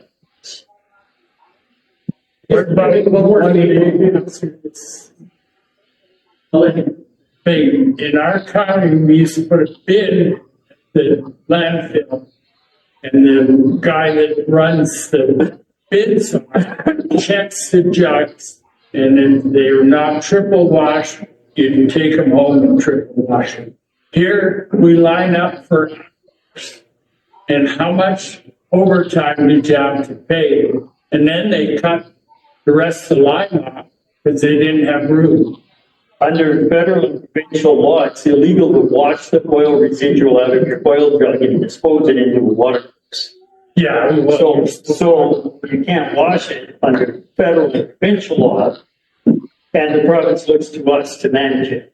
And we're looking at two events this year, because we recognize those lineups are horrific, and we're considering alternate locations, including at the landfill possibly this year. Now, we haven't talked about that since, this morning, I guess, actually. But I absolutely recognize there's an issue there. okay, good.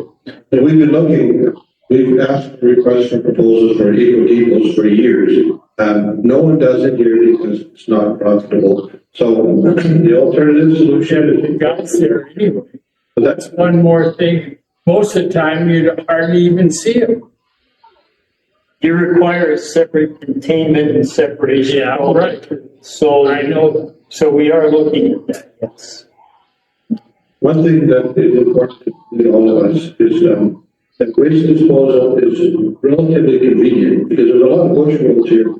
My old friend Scott used to phone me regularly about people dumping elsewhere. And it's always a problem. We try to make waste disposal relatively convenient to keep garbage out of the bush roads and in places where it shouldn't be. Because that's a huge problem in all of this province. Because take it down bush road, you're out of sight, you dump it. Well, there's a lot of hazardous things that get dumped in the woods here, and that's just not appropriate. That's why we have landfills, and that's why we have resource recovery programs. As I said before, they are shockingly expensive, but they're absolutely necessary, and the alternative is way more expensive. Yeah, fair enough. I mean, that makes sense. But again, the facilities that are done, it seems redundant. And I think that it's over, and say this again, It's gonna drive business out of this town, big time. I'm shocked that the business owners here bitching about their property assessment. I have one example I'm gonna give you guys. You guys be shocked. I have a friend who has a business in town here, $800,000. That's a year. 800,000. The assessment this year on his business is 2.5 million.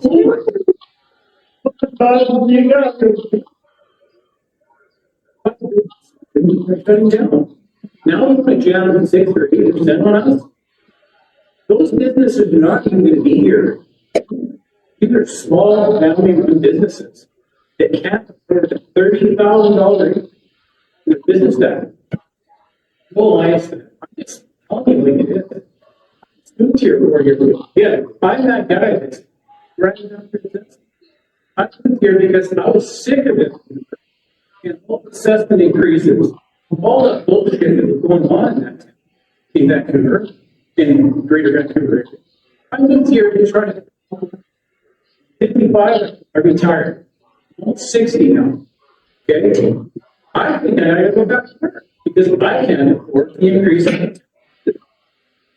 This is just me. I can get young. See people in this room, this is talented. A lot of old people. You're jamming these kind of taxes. And these times don't trim the fat here. We're pretty screwed this now. So I just got one comment on that. It's absolutely right.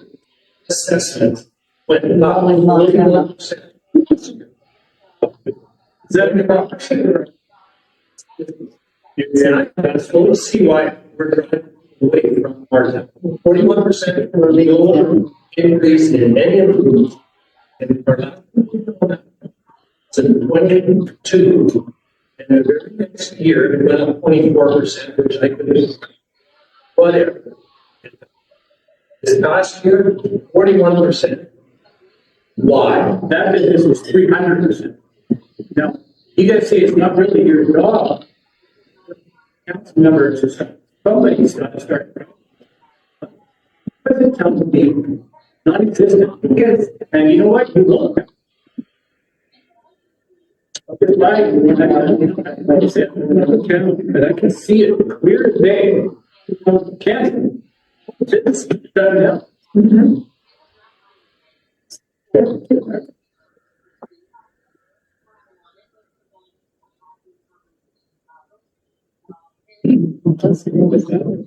To our somebody here and to you, for patience. This is obviously, we've got a lot of frustrated people. You're trying your best to give us answers. There's no question about that. But we're that is headed for destruction. Seriously, look at this from the county standpoint. We cannot continue down this trail because it's going to lead us to things that nobody's going to be able to do this.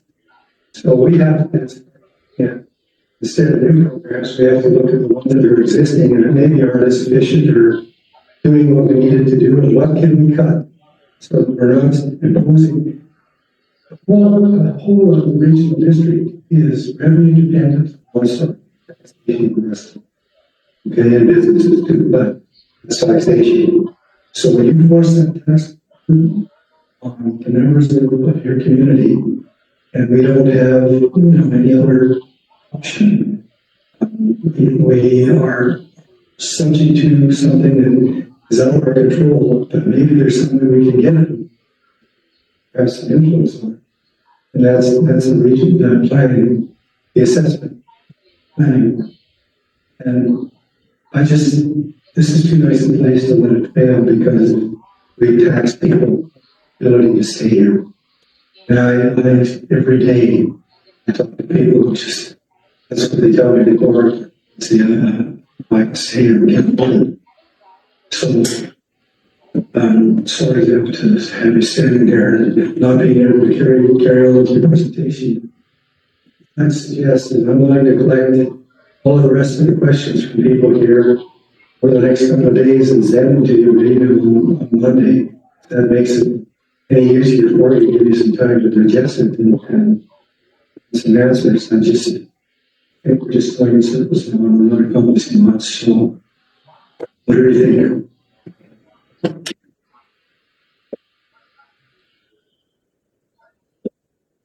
I want to say one thing, is that I invited many of my neighbors and that to come here. And they say to me, what's the point? You're just wasting your time coming here because nobody does anything different. You just sit there, you don't take notes, nothing will change. And if you do, I know myself, like years ago, my taxes went up, like, it was like a ridiculous 200 and some or 300 and some percent on my property. I live in a trailer. And there's no point in appealing it because I've tried several years. And the thing is that they give you 10 minutes, you're appealing it to the people that did it. I phoned, first of all, to talk to a lady in Cranbrook. I didn't want to talk to her because I know other people that have talked to her, and it's just like talking to a parrot. She just says the same thing, it's just, she doesn't care. So I phoned a person in Nelson to talk to them. They sounded like they were interested and were going to help me. And then instead, I get an email back that he emailed all the other assessors, so they're all on the same page. It's like we're appealing to the people that are upping our taxes, which they're not going to lower our taxes anyways, because that's where they're getting paid from. So it's appealing is a waste of time, absolutely a waste of time, because you're not appealing to a body that is separate from the people that are upping your tax. And the people that are sitting there listening to you appeal it, they just look to all the people that have upped your taxes, and they're all, of course, all in agreement, so you're screwed. So appealing is an absolute waste of time. So this year I've decided, well, just suck it up, another tax increase. There's no point in wasting my time in appealing it, just pay it. Yeah. Let's all.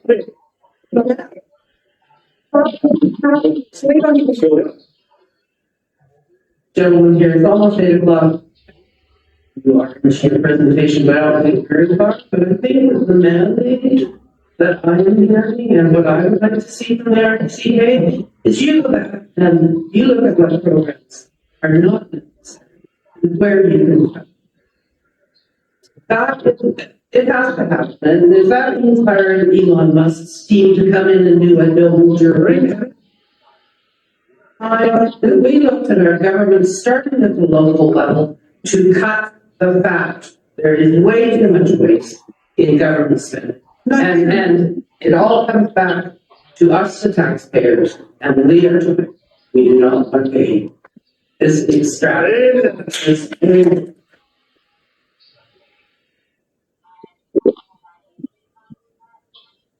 So we came here for 2 reasons. Listen to you, but the second one is to give you the information that we wish that we want you to have. So very much continue with that. It's important that you see this and go away with the information that we are trying to present to you. So we will continue with that.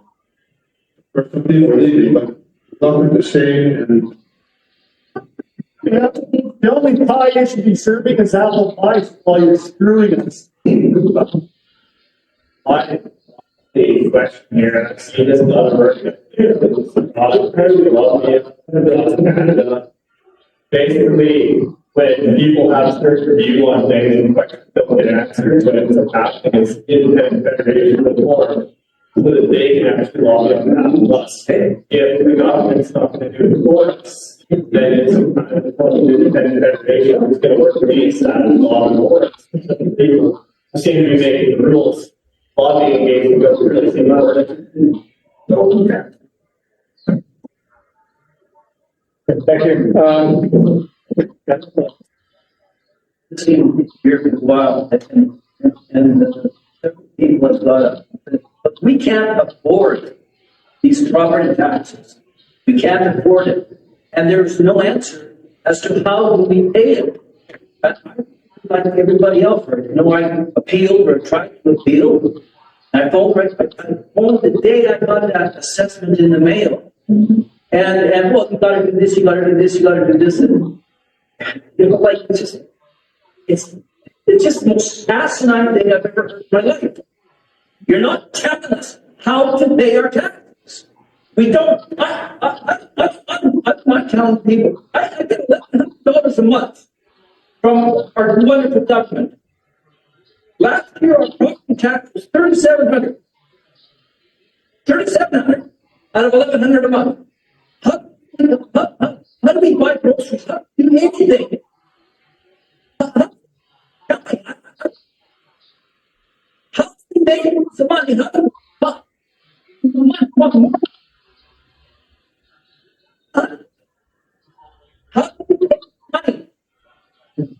You can't.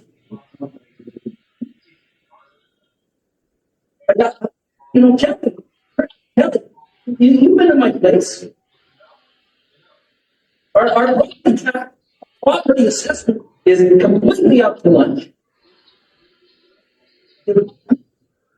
We don't.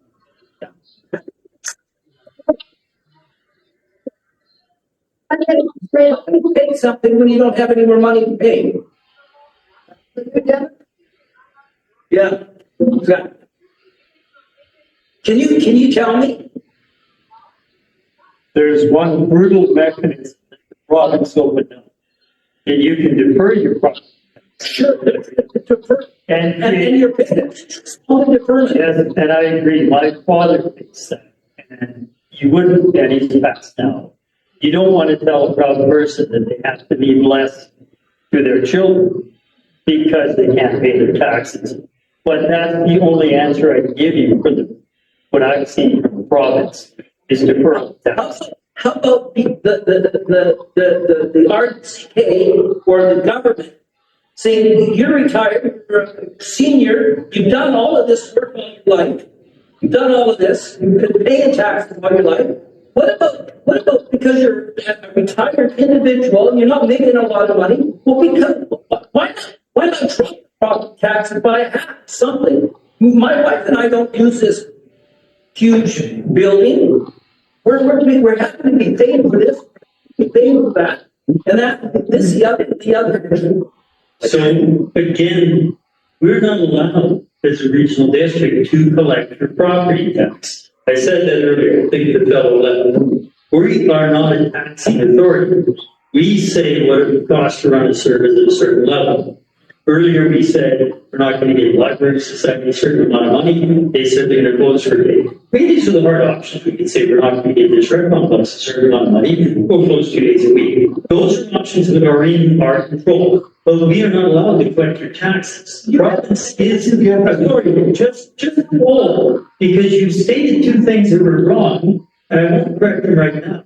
BC Assessment Authority is entirely independent of our requisition process. And the province has the tax class, and the province has the absolute power to give the age discount, which I finally get the first level because of the gray hair. And then my father in his last years got the second level. That power exists for the province. They can give you the age exemption or discount on your property taxes in the rural areas, because they have that power. You're asking the wrong person. I understand the problem. I understand elderly people that are 89. My mom is now 88. My mother-in-law is 98. I understand the problem, but the power to either defer or to reduce with an age exemption for people who have worked on is fully in the hands of the province. We are not a taxing authority. The fundamental misunderstandings that are spread sometimes when people say this and this are merged don't help understanding in reality who sets the assessment, why they set it, what their mandate is, and the reality of what we are able to do does help. Then you start talking to the right person who has the authority to do exactly what you need and you want, because that authority does exist, and I would support it, because I'm getting older by the day too. But we do not have that power. I kind of wish we had, but we don't. The one hand says, I don't have the authority to do this. And you go to the other one hand, well, we don't have the authority to do that either. Well, who the hell does have the authority? It's just a merry-go-round. It makes me puke. You have no idea how frustrated I am with the whole thing. Like, I want to sell and move away. I thought, you know, when my wife and I moved here 4 years ago, like that other gentleman, you know, like, it just, like, I'm frustrated to hell. And my property tax assessment is completely out to lunch. I haven't got the bill yet, but I know it's gonna be more than last year. We paid $3,700 last year. And for what? We're not getting any programs. You know, like, I mean, Kelly, you guys all make more money than I do. And you're coming to all of these individuals, you need more money, we want more money, we want more money. Get it? And you're not telling me anything, you know, like. The one thing I know you don't like to hear is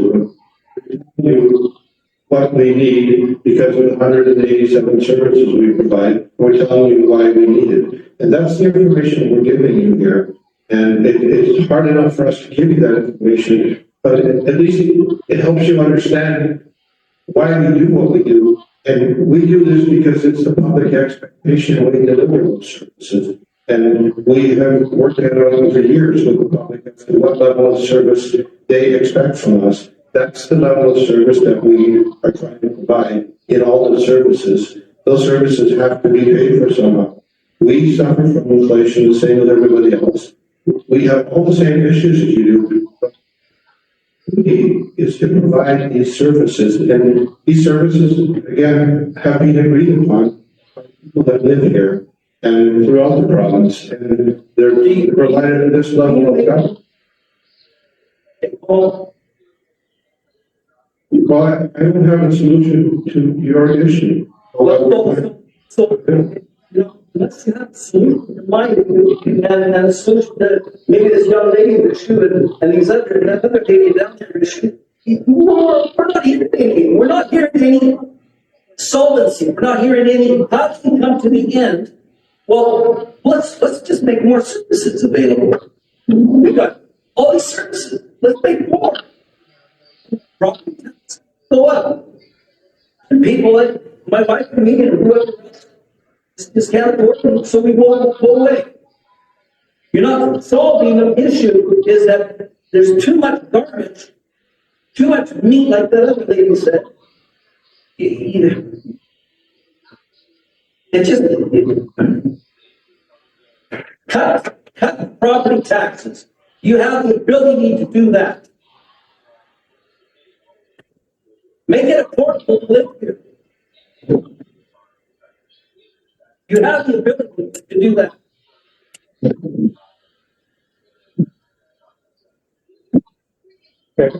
Does the RBCK have a mandate? But is there a mandate? What was the RBC originally created to do, and what is the mandate? And definitely, you know, you gotta look after the garbage. And right, and that is a huge cost. But what are the other absolutely necessary services that the RBCK is mandated to provide to its citizens? This is careful with you. In this province, cities have had the ability to collect taxes, levy fees, whatever. However, the regional district system was created in this province in 65 for the purposes of enabling a regional district, is what they called it, to provide services for people, and it was as they requested. This conversation yesterday, the school in 1972, Bluebell, close to Grandville, and the school district didn't want the school, but didn't want to give it to the community. People said, keep this school, we want to use it as a community center, yada, yada. So they petitioned the regional district to create a service for the Grandville Recreation Service Area. We discussed what it looks like and why it looks like that. And people voted to create that service and hold it for their use, for their purpose.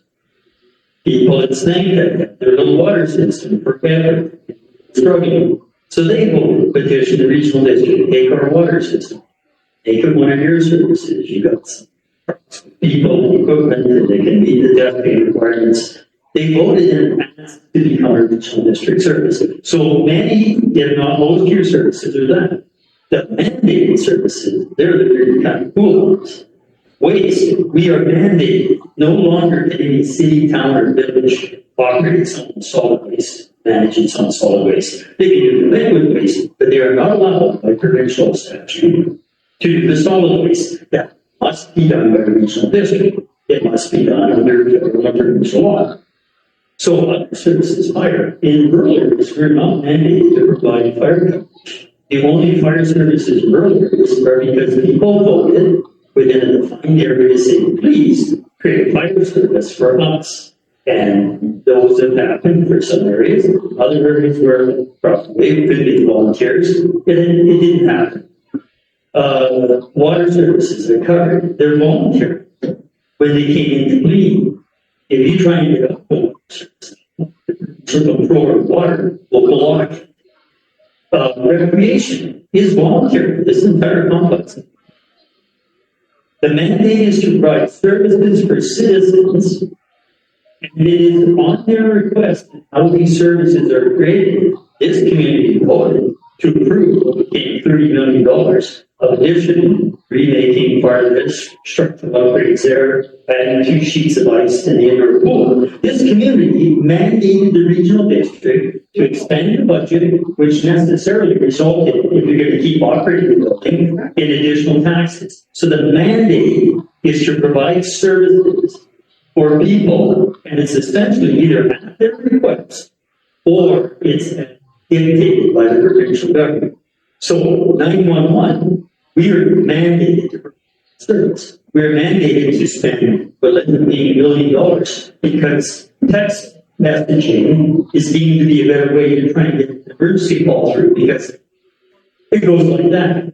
We are mandated by the province to do that service because they say so. What are we going to be mandated next? Was that the fire and the Emergency Disaster Management Act? We're really going to mandate us to go into your barns and re-inspect what could be a fire accident when there for some kind of a fire operation. That's it. Don't be coming up anyone's driveway. But we're waiting for that. Regulations are in progress. 8 years. So we are either told to do it by the province or we're asked to do it by you guys.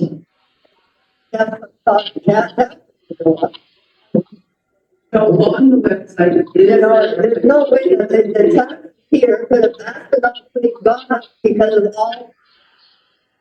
Because then you would have a meeting and say, do you want to pay this? Do you want to pay that for all of this? That's, the citizens would agree to that. Well, I think we've got about like that created. on the website, is there a place what is mandated by the There's some flowery words that I don't think are worth as much as what I just said. Because what I just said is reality. The flowery words have more adjectives than are in my brain. But yeah, there is somewhere on the webpage a mandate, strategic plan, service delivery, stuff like that. Pretty flowery. Sustainability has always been there. Affordability, you name it. Accountability is in there. I like to use the real language. We are told to do things, or we have to do things. Okay, I mean, I get it from the government, but if you're asked to do it by the community, then what does that mean? You vote on it. But it has to be voted on. So it's not me and my little group of friends that say, we would like to get a $10,000 grant to do blah, blah, blah. That is not, you're correct. There are exceptions. The biggest exception is regional parks, outdoor recreation, where you don't necessarily get to vote on it. Again, we need to have some cups of coffee and really understand how government works, what we're required to work with. We'll do that on some Saturday. I am happy to do that. I'm a coffee head. So, sorry, yeah, I'm really sorry, just to follow that. Is there a way, because now we've all heard people that were asking for services, now we're saying we can't afford service. So do you hear that as much as we want the services? The other thing is, you know, you used to have a moratorium on more water systems. So the more systems you collect, the more people you have to hire to take care of these things. You know, is there a moratorium on hiring? Can you do a moratorium on park positions? We live in the most beautiful country, an area in Canada, I think. We have lakes, we have hiking trails, we have so much already that everything just has outdoor access. Why do we need to keep putting money into park positions? And again, like you said, it doesn't require a cent to spend that much money. So, like, we're asking you, service, because we already have it. As far as water utilities, I mean, water utilities, those are all fully costed, including they get a cost of general administration, they get IT costs. Any managers, the managers who are managing water services and their managers, all those costs are gathered and charged to the users of those water systems. So yeah, water systems are their own entities that are fully costed and don't affect the general taxation. Can things not be streamlined so that we don't have to have so many people hired to do each thing? Like, can things not be streamlined at all? I would say they are streamlined, and I would welcome any of you to go to our regional district board meetings, because these things are all discussed there, and that's when we make decisions. It would be a good experience for you to see what we do there, because all of these things, they are always start conversations, because we know that when we make decisions, they have to impact.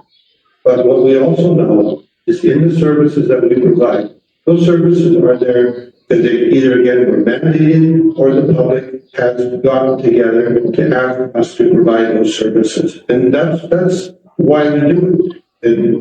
And in our municipal government, it's the same thing. We've established levels of services that people want and expect. And there is a cost to that. But there's also a greater not doing it, or doing it individually. And so we do things that, again, our board meetings are also live broadcast and recordings. You're always welcome to go to the website, and you can see what we've done there by looking at the recording. So there are ways for you to get that information. And I think we find it somewhat frustrating as a group, but we have so many people that don't like what we have to say. They haven't stopped to consider what we're saying and why. This presentation, that's what it's meant to do. We get so many people frustrated. Most of the room is empty. I think we're maybe 2/3 through this. We're trying to explain to you what we do and why it costs money. It's so hard. 2 years, it's so difficult to just present that message here so you have some understanding. So we really hope we can get through this. Again, take a look at our, these are recordings and stuff, and you will see that we're doing the best we can with the money that we get. Things do cost money and things go up. And we're doing our best to keep that in check. This year we've already made some difficult. We're not finished yet. Here's the message as we get here. We make our final decisions. But things cost money and things go up. And we all know that. Yes, but people expect the service from us, and we are expected to deliver. We're elected, our mandate is to work with the public to deliver those services. And so there are different levels of services for each of those areas. That's why the percentage of increases is different. Not everybody gets the same service. Not everybody gets 187 services. Combined throughout the regional district, that's the number of services. Each area has certain number of those services and a level of those services. And again, that's why each area has a different percentage as to what they pay. So again, we would just love to get through this. Okay, so one more question, and it's about grants that are given to community organizations. Is there a place on the website? Right. by the RCE to all of the community services that are going. When you go on the website, when you meetings and our live recordings, part of the public information is the grants that are given, the discretionary grants by directors is all part of that. So that's all public information, and it's all there for you to review it. So there are places for you to see that. And the directors, they have community grants, they have discretionary grants, and that also helps build our community and support the programs that our communities have. So we try to help in many different levels, and that's just one of each director has budgeted for discretionary grants and for requests for aid in lots of different things. And those things, you can see that that's all public information again, and that information is presented at each one of our RBCK board meetings. And so we have a mandate to be transparent, and we are. We comply with the legislation on transparency. I'm not disputing that at all. Okay, but it wasn't. Here, Yeah, about the budget, yeah. so we can seriously look at it. Getting rid of those. I mean, I know different, increases, the same as wage increases, they increase every year by about. So, your question. Every board meeting with a set of minutes, there's a listing of all the discretionary and community works grants that directors would give up. This year, for area C, I took $0 discretion. I'm not taking any money from taxpayers. I have a balance of about 60,000, and I'm very careful on who gets that money now. Just because you show up and you have a nice flag that you want to fly, doesn't mean you're going to get the money. Who it's for, who's all benefiting. We got this through. What's the business case before I give any money now? And I find that those are the highest reward when I'm able to help those communities and groups out, because they're already thought through what they want to do with their money. But as a result, I don't need so much. I don't need the taxpayers to fund this account. So I've taken $0 for that as an example. What about the rest? How much is their discretionary grants? Okay, so the reason the current director can take $0 is the previous director was taxing per capita the highest discretionary gratification I've seen in my 17 years. And my filing cabinet at home, I can pull out every budget, and I pulled out the library 10 years ago to talk about what's happening in the library, which is subsidized by one year week. That's an option. So area A, 17 years ago, taxed about 15,000 for discretionary grants. We're currently at 25. I think I have a similar philosophy to Director Vandenberg, but maybe I'm not as ridiculous as him, because I know so many of the volunteer groups that I've worked with for decades. I used to be that volunteer. Put my tool belt on, volunteering on construction skills and equipment to do stuff. It's a community hall, not just mine, many community halls. So the community volunteers are the couple thousand for the materials, leveraging to much more. So that's what I do.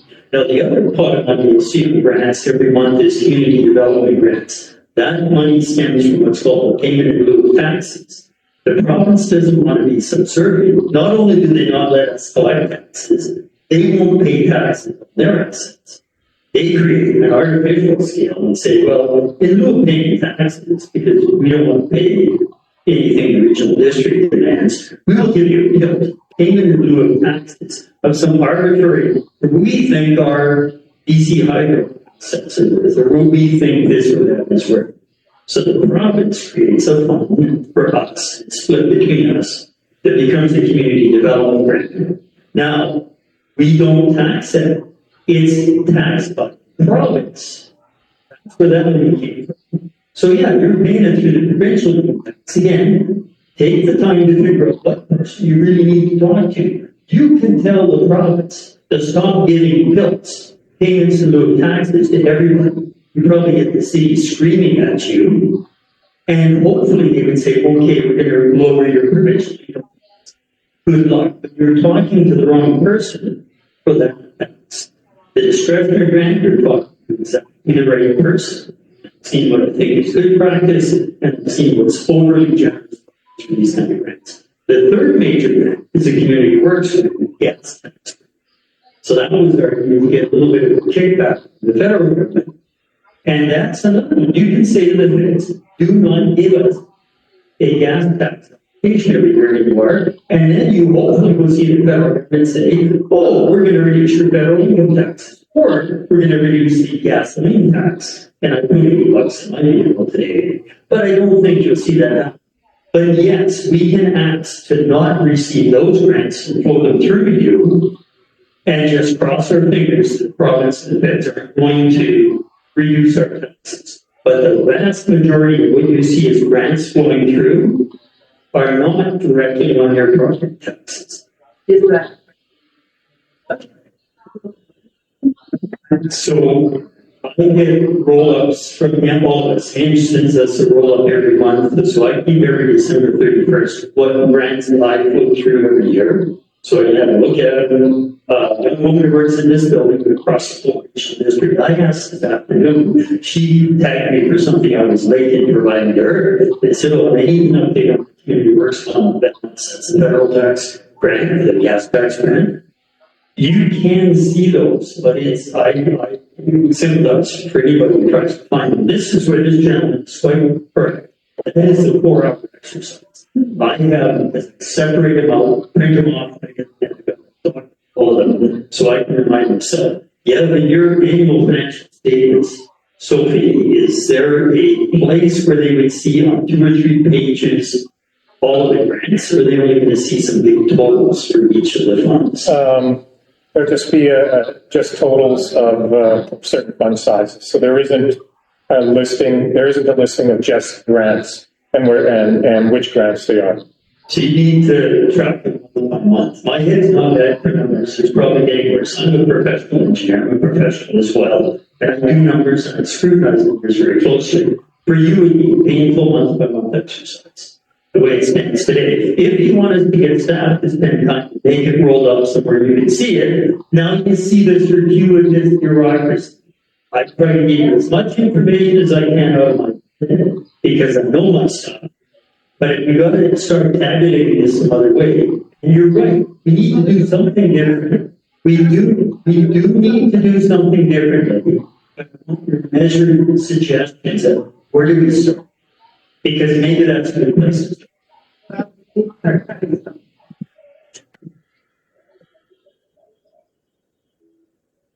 So, I would really like to think, we're going to give me the information that we have to give you. And so let us continue. I know from my experience with Director Jackman, he's one of the reasons I'm meeting. So continue. Okay. Should we, Craig will jump in and do the Parks and Recreation bit. Thanks, Ian, and thanks everybody for sticking around. My name is Craig Stanley. I'm the Regional Manager for Operations and Asset Management. I am in Creston. I oversee the recreation facilities and parks in the RTCK. I think you've been staring at that slide for a while. It talks about the regional parks, trails, and water access strategy we're doing regionally, and it will inform parks development that we do in the future. We don't have any regional parks in this part of the regional district. There are 2 parks in the Rydell Dr. Bay area, in the Creston area, where the gentleman at the table over there are working on them. For context, you're sitting in a facility that, as Director Jackman pointed out, was upgraded about a dozen years ago and was a very expensive endeavor, and there was a referendum for that we borrowed for the renovations, and as successful as they were, as Director Jackman also pointed out, they weren't inexpensive, and so this year, one of the debentures came became due, and interest rates went from 2% to 4.3%. And just on a single debenture, interest rates went up about $165,000 for this year. So the 3.3% tax increase, requisition increase for this service, S224, is almost entirely, if not all, from interest. And so we are covering the interest only. The facility and the recreation service financially did fairly well because we didn't spend all of our money in capital investment last year. We had projects on the go that we didn't finish, but we also had a surplus in operating that was essentially generated by a lot of people coming back to the facility. So after, and we've talked about COVID a little bit today, but since the pandemic, we've had a tough time getting back, especially in aquatics, to our pre-pandemic hours of operation are doing better. So we're seeing a lot of people coming into the facility. And the good news is that due to our efforts in recruiting, we're able to actually budget for getting the pool hours back to what they were in 2019 and 2020. So what we're investing in the facility, what we're paying for in taxation and user fees, you're going to see an increase level of service in the pool in particular. And just really quickly, repairs and maintenance on the facility of this size. We do have some wear and tear. The exterior concrete stairwells, you see outside, needs to be repaired. And we do have ongoing sports field parks and skate park repairs. Don't forget that we do also take care of the outside. And there's a project to increase the drainage for the pickleball course that's actually causing some challenges with the use of those. They're only 4 years old, but we have water infiltration and drainage. So that's happening. On the capital side, we have a very robust capital plan, and a facility of this size and age and complexity does require significant investment from year to year. The good news is this service has a good reserve at 1.7, almost $1.8 million in reserve, but we're going to spend 1.725 on capital, including up to $1 million upgrading the refrigeration plant, just so we can have ice. The refrigeration plant, due to technical safety requirements, that need upgrades from time to time. So we'll be looking at spending that. And then two other major projects, the new outdoor washroom, we tore down the exterior washroom a couple of years ago that services the sports field. We'll be putting a new one up this year. And we have a stairwell cover that's going above the festival exit at the arena, just to the outside of the store. So those are the major projects that we're doing in this facility. 600,000 of that 1.72 million will come from reserves. So that reserve number at the end of this year will be about 1.176. And just, you know, for the recreation business in general, although that the graph is a little bit misleading, the 2024 year, the blue line is actually the first line, and the 2023 line, the orange line, is the second line. It's trending down, but it should be trending up. That's based on admissions, and not just because we increase fees on an annual basis based on CPI, but because that many more people came to the facility this year. It was actually a revenue increase of about $100,000 over what we anticipated, so that was really good. Some of the projects we're taking under programming initiatives, including data collection and analysis, so that we can offer the services that the community needs instead of what we think they need. And we're doing program costing analysis to make sure that we're delivering the services as efficiently as possible and setting their fees that the community can support, not setting our fees where only certain people can use the facility. And we have a mix of different types of programming. And then we're also looking at allocating our space to make sure that the ice doesn't sit empty, or the gymnasium doesn't sit empty, or the pool doesn't sit, or this room doesn't sit empty. It's being used as much as possible.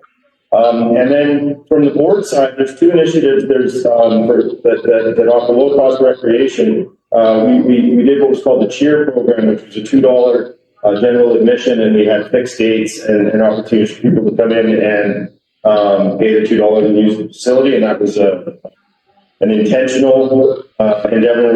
We're gonna schedule those throughout the year. And then we also have the leisure access program that allows families to come in and make use of the facility for a reduced rate, so that's a subsidized rate. And there's a qualification for that, but that is something that is currently available to everybody in the community. That's water retailers. But I do just want to back up the library. They pay $0 in rent to answer that question as part of their plan, but they do pay for their their own needs inside of that facility, and we take care of the large capital, and so they pay no rent, but they still take care of their library business. They take utilities too, don't they? Sorry, yes, what they need to manage and run their business, they pay for, but they don't pay for. And the other question was, the RDCK board intentionally aligned fees and charges 2018. And so in Nelson, Castlegar, and Creston, it is $8.08 for an adult to use the facility on a daily admission. The pass fees are the same. The 1, 3, and 6 month passes are the same.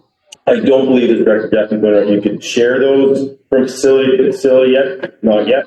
But the one thing about Creston, with our single ice service, we are the least expensive ice in the regional district for rental fees. So minor hockey pays, I'm going to say $70 an hour, where in Nelson it's about $125. So we have a very well subsidized access to some of our facilities. I'll take any questions about that. So you have the reserve fund sitting there for projects to do. So, but no.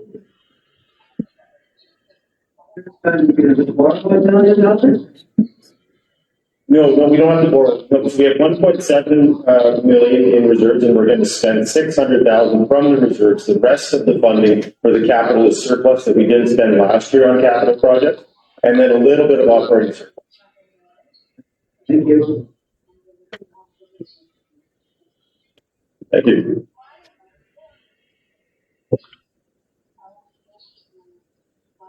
Okay, thank you very much, Craig. So we'll move on. Water utilities for this area. Mr. Water, I'm seeing a 30% user fee increase, mainly to fund reserves for future capital projects. Eric, sorry, what's that? 30% for 25? 30% from 24 to 25, yeah. Erickson Water seeing 5% increase. Yeah, just those areas, just the water users on those systems. Sanka Water, 3% water and 0% parcel tax. Arrow Creek Water, 1% user fee increase in 2025.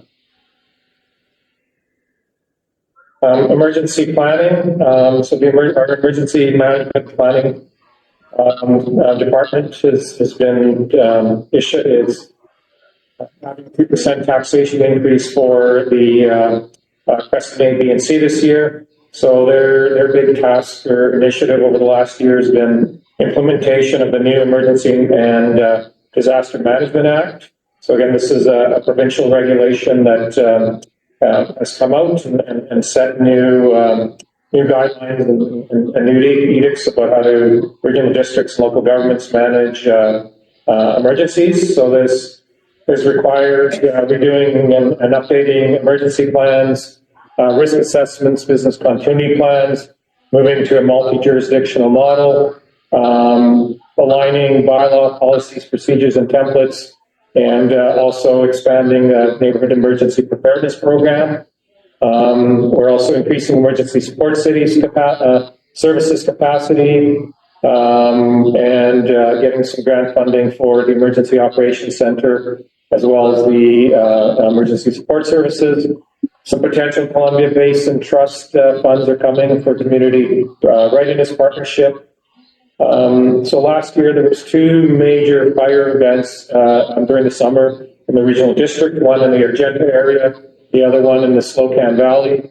It really stretched our emergency management services. There was a lot of learning through that process and reviews done. So that review is flowing into implementing some recommendations coming this year, and as well the Fire Smart program is administered through this service. Now I have a couple of issues with the Lister Water situation. Okay. The easement, who's responsible for the easement and the ditches? In what way? In establishing them? What way? Well, we have one farm on 20th, and that ditch, when it rains and it gets full, and it doesn't flow this way and it doesn't flow that way, but it gets into my basement. And it's been flooding in the basement a few times. It hasn't done that yet. And I'm assuming it's just because it hasn't been very wet. And the ditch is full up to the road. And who is responsible for that to make sure that the ditch is? I would assume, is it on your property or adjacent to your property?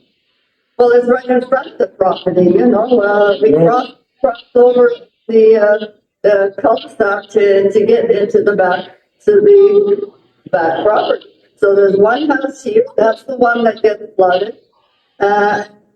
There was an underground water system, that was years ago, which should have been, I don't know if it was grandfathered in or what. And when they started working on the water lines out there a few years ago, approximately, I think 2017, suddenly our wells started to get dry. So I don't know what they did to create that, because it used to produce tons of water. Do you live, in Lister? Yeah. And is that in the Settlement Road area? No, it's on 2516 is one of the addresses. The other one is 602. So far, we don't have any nothing to do with Rikers Watch. Okay, but we're right where Kemp's has his house there on Pogany Road. We're adjacent to that. So we're the old Kenley farm, if you remember that. Or Kenley. Sorry, I don't. But, so if the ditch beside the road is not drained properly, that's the issue. Mm-hmm. Yeah. I think roadways are, there's transportation and infrastructure. The ditches are on there, I believe. So it's not a regional district issue, perhaps. But I did check. Get her email, look right over, look at it. Yeah, I'll give you my card and I'll talk to you. I'd like who you can speak with. I've got a feeling if it's within the road right away, the ditch. It could You know, I mean, I'm sure there's undermining going on there when the ditch is full, you know, I mean, it's gonna erode the road. Down the road, the road every year gets eroded and they fill it in with a bit of tar and pavement, but they never do it correctly. Sure, I'll give you my card and I can direct you to who to speak to. I would think that it's probably the Minister of Transportation and Infrastructure. Okay, thank you. You bet. Yeah, that's a 2% taxation decrease. Yeah, the taxation decrease, yes. You had said in the beginning increase. Oh, did I say, yeah, so it's a decrease, yeah. So is this in-house, is it an in-house project? This is where we hired a consultant. What, emergency planning? Yes, we have an in-house emergency management. So we are required to do that by the province. We're decreasing it by 2%. Oh, well. Okay. All right.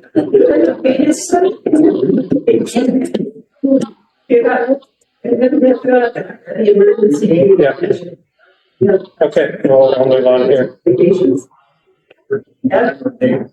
this is Sorry, what is that? yeah. Sorry, I thought it was 6.56 and 9. Yeah, it's all good. Sorry. Okay. So 911 communications is another service we're required. So 28% taxation increase in 2025.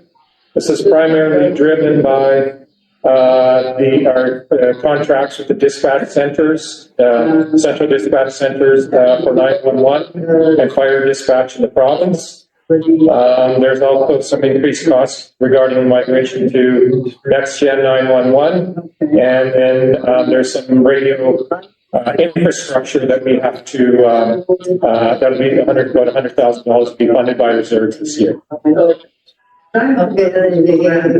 Sorry, I can't. Can you come to the mic? Okay. 911 is not within the arts. No, we contracted it. Yeah. To Kelowna. To Kelowna and to Prince George. Yeah. Prince George for fire. So, now this is just a little tiny cents, so, but it all adds up, right? If it's contracted, there was a budget for $9,500 for real office. And we're not even doing anything here with it. Yes, that'll include some related supplies, and we do have, that department is charged some administrative overhead costs. We do, it takes staff to manage this 911, so it's not a direct pass-through, so we have staff that have to, manage those contracts, manage the move to next gen 911, and as well as manage the assets that fall under this service. It was just a bit higher compared to a lot of the other. And what I was finding is the supplies, and again, it's just little cents, but all the little cents, big dollars. That the admin office supplies and postage has gone up $28,000 just for the little ABC and the main office. And just one more thing. I have to correct. Somebody had asked earlier if there's any bonuses for stuff. But I see that in a lot of these, you've got employee incentives, which comes up to over $30,000. So if they're getting a wage, I understand fire trying to attract volunteers, I understand. But the next thing is $13,000 for general administration. Yeah, so that relates to, basically, if we have, if we're hiring people from outside the area, those costs are the costs of moving them. So it's not incentives to staff that we currently exist, but it's costs to move new staff into the area. And in the case of fire, they get a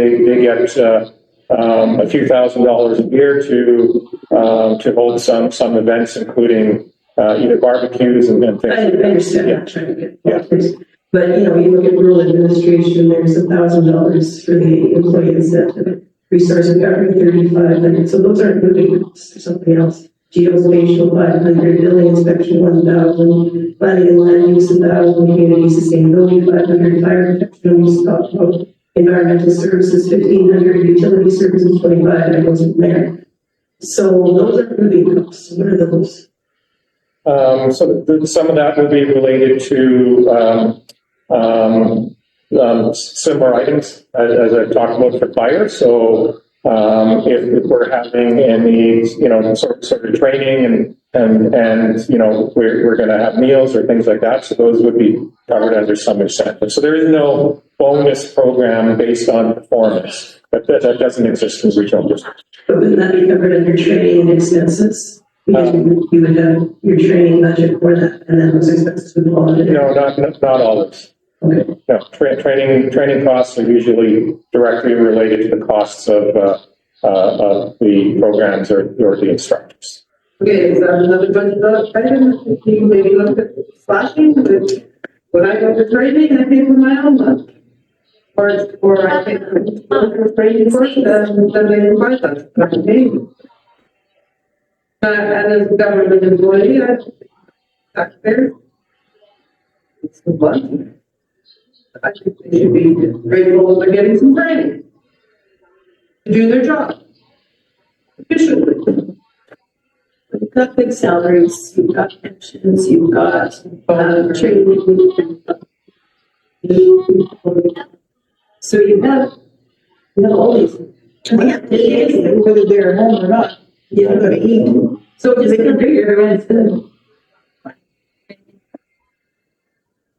trying to help you. Okay. Help us. Okay, move on to fire protection. So there are. Okay. 6 fire protection services in the for areas A, B, and C. Windell Lakeview saying a 6% taxation increase. That's service operated by the town of Creston. Canyon Lister seeing a 3% taxation increase. It's also operated with, by the agreement of Town of Creston. There is, the regional district is though responsible for, procuring the fire apparatus, the fire trucks. So there's procurement of one of the replacement apparatus in progress.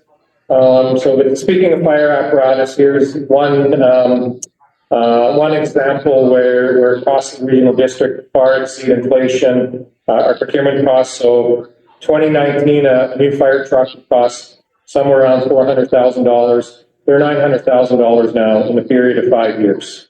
When we're seeing some cost increases that are more than 3% or 5%, a lot of those relate to items like that, either construction costs or procurement of equipment. I know like firefighters gear used to be a couple $1,000s, it's about $8,000 now to outfit a firefighter. So we are seeing increases flow through examples like that. So is that the capital expenditure of 35,000? In which service? That's in S129 or Winter Lakeview area agency. I believe it should be higher than that. Yeah, it's down there. It's zero last year. Sorry, Wendell Lakeview, that's probably some equipment related or some that's related to the architectural review of all our fire halls, including the ones that are managed by Creston, require an architectural review and assessment of the buildings and potentially what repairs they require. And so that's the capital expense required. That's 35,000 is the expense there. No, this is it's not an annual review. This is a one-time or a periodic review that came up last year.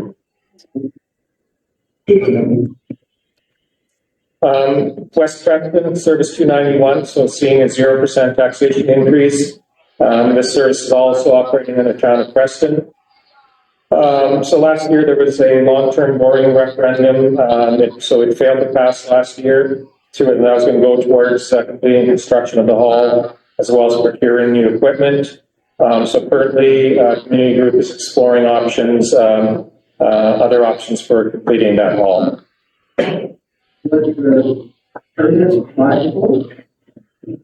Deadline to be under whatever changes to use the company. I'm not sure that I know that was in process. I'm not sure where that's landed, but I know the community group is still involved. So the other three services, Kingsgate, so they're seeing a 3% taxation increase for that service, and some continued replacement of personal protection equipment, and as well as some work on the hall, and a couple of other fire services. Parts of B and C are provided fire protection by the Town of Creston. They're seeing a 4% taxation increase, as well as Arrow Creek seeing a 3% taxation increase. And I think this is the final service we're talking about this evening. Jaws of Life Road Rescue Service S152 seeing a 0% taxation increase. Service reviews underway to ensure equitable taxation across the service areas. And this service is provided by the Rydell, Town of Creston, and the Kingsgate Fire Departments. Okay, any questions on those last few services? Yeah, I guess so. Yes. You know what the Eric said about many grants? A couple years ago, we were meeting and you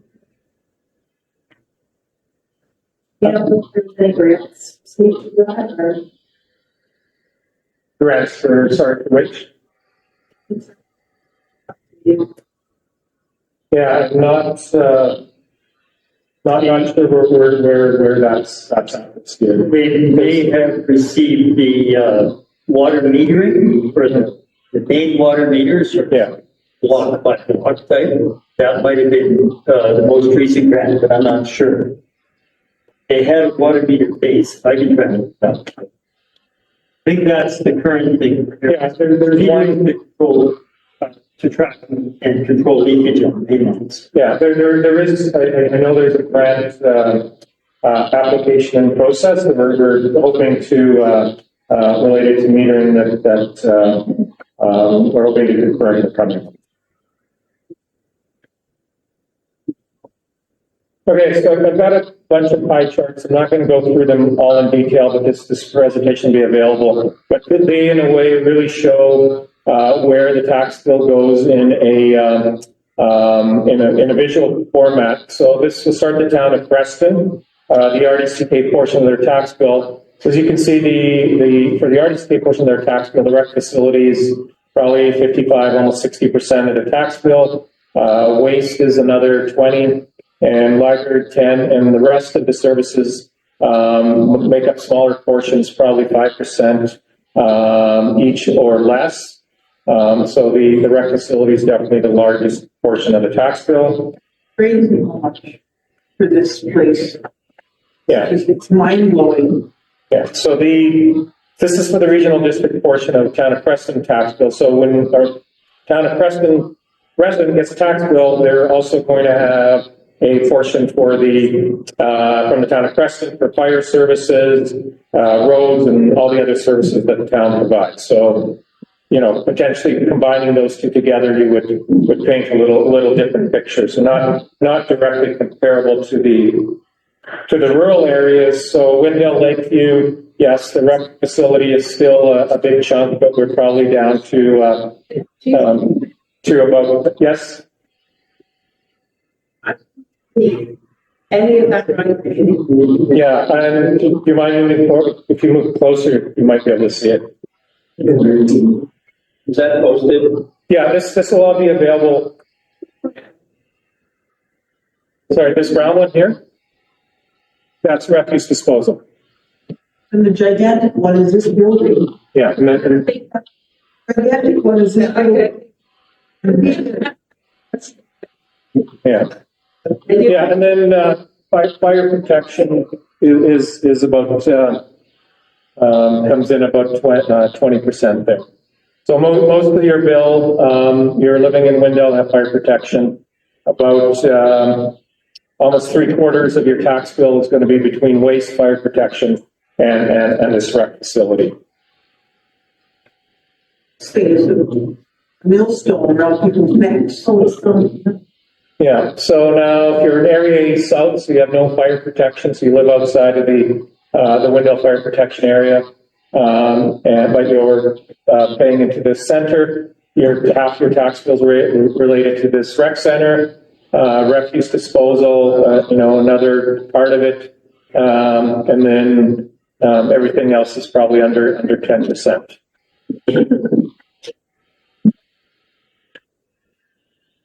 So we didn't have this building back in the So, you have a question? The hospital, like here and President, It's not part of this tax bill. You tax separately for a hospital outside of this. Yeah. Yeah. So this is just the regional district direct taxes. On your tax bill, there will be a separate line for the hospital. So this looks a little different now. So this is somebody in Area South who has no fire protection and lives far enough north that they're not paying into the rec facility.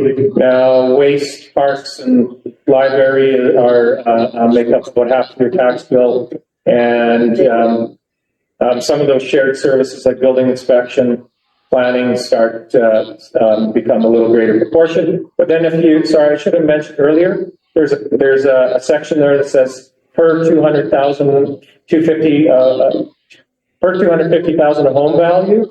That's the portion of your tax bill. There's nobody's home that's worth 250, but so you do the math. If your home's worth 500, you multiply by 2, 750 multiplied by 3. If it's $1 million, multiplied by 4.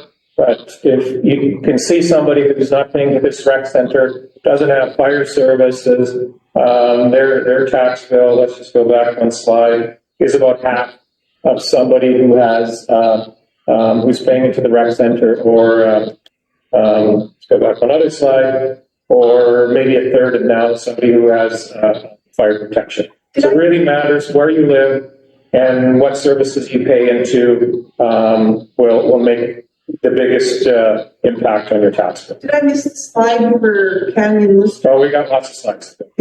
Yeah. I just went back to show you the difference. So 829 for 250 if you've got rec and fire, and 6664 you don't have fire now, so it's a bit lower. But as you know, if you don't have fire protection, your insurance is probably $1,000 or a couple $1,000s more a year. So that your tax bill, if you do have fire protection, really pays for itself. And so here, no fire protection. You're about 330 for 250 home value. So Canyon Lister, you have fire protection. Where you have fire protection, rec is about 40% of your tax bill, fire almost another 25, and refuse another 15 or 20. So almost 3/4 again are between those three services. One area that would really help people, like the library. I've never set foot, and I know a lot of people never go to the library. That should be like a user pay thing. People that just use the library, they pay for the library, whether it's a membership or anything. People like that never use the library, don't even darken the door. Why do we have to pay taxes on that? That'd be one area that would be worth user pay. Go user pay. A lot of the things that people don't use, they don't have to pay for.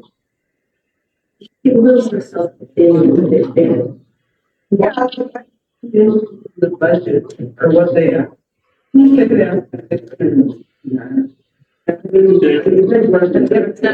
The ask was for about a 50% increase. Did they say why they needed such a thing? They had used reserve funds to bridge the previous year when they had a renegotiated labor contract. And now with lower reserves and higher cost, they want the regional district to cover the difference. We said we would provide about 27% of that gap.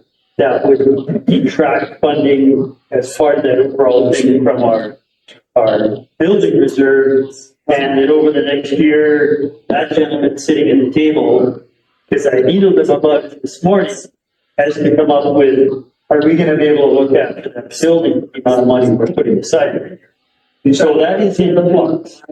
The building, which is the library and our building inspection, and our local emergency management coordinator, and some of our clients are in that building as well. So we have a few things we need to do because that building is sustained. We own the building now. Bought it. Thinking of this building. How much we pay for it anyways? So I got to point out that we have not agreed to, on the library front, Gary suggested 27. We haven't agreed. It's something that yet has to be determined. So can't stick that 27 in there and say it's yes evidence, and we're not there. I'm serious. Could have been here. Could have been in that. Streamline things. That's easier. You know, it goes back to what the community expects in services. Our library has 80,000 visitors a year. So, and it's everything from little children to senior citizens. People that don't have access to a computer, there's one place they can use it. So it provides a service that this community feels is. But I'm not in Lister. I get that. People that live in Leicester go to the library as well. So a user pay system would be so heavily expected for the users. Again, the service level was established by what people feel they need in their community. So whether you agree with it or not, it's been established by consulting people as to what they need, and there is a great deal of usage. And great deal of family dependent on the books and resources that are there. And so it does provide, the other service it provides that it's not is some social services. People that are homeless and have no place to go. They are at the library and they are actually helped as much as they can because they have no place to go. And we've been pressing to add funding for those purposes. So libraries are not just a place where people borrow books anymore. There's a great deal of different things that happen in the library. And although you say you don't use it, if you were to go there, you would probably find something that you could do or use or appreciate. Yeah, the door of the library, I don't know, I went in there for, I didn't remember what, and the first thing I saw, just saying, I was like so horrified, I turned around and walked up. That's just me. So that library isn't for me. The way they're doing things now is not for me. But you're looking for ways to stream, or at least I thought this meeting was to looking for ways to streamline things. I'm just throwing a suggestion out there. And I don't use the library, and me, like, giving the idea of, what is this thing? If this building is costing us this much money, I think that's a logical suggestion. I really do. So it's me. It's me. Yeah, that's what you do. So we're listening to your opinion. Suggestion. Yeah. I'm not being a smart ass. It's a logical suggestion. Okay. Yeah. Again, Get that much for this building, it should have more use than just that. it does. If I don't go to the hospital ever, Hey, if I walk out of the hospital, because I don't go to the hospital, I pay my doctor to the yeah, right there with you, yeah? Okay. Okay, we'll move through these. Creston Fire Protection District. So again, paying into fire rec and refuse make up about 75% of the tax bill.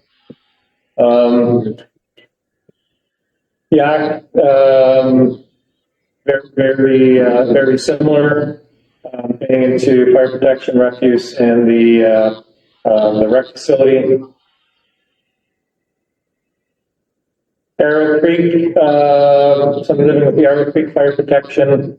Again, similar bill, about 75% between the rec facility fire and refuse disposal. So a lot of these are looking similar. Just depends where the fire protection is coming from. And somebody in Area B with no fire protection. So rec jumps up to about half, but then your tax bill is also lower than somebody with fire protection. But you're paying more for insurance. Area C, somebody at Wendell, or fire protection from Wendell. Again, very similar bills to the others. Rec, fire, and refuse, about 75% of your tax. Are the same for West Creston and for Wendell for fire department in town?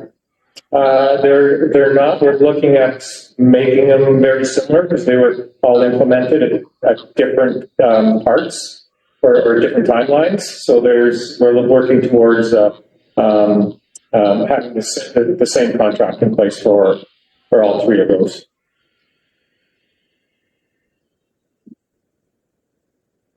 Area C, Erickson Fire Protection, similar again. That back up that person, that's lower Middleton. I'm not sure exactly where. Somebody in Erickson that's got Erickson 95. Okay.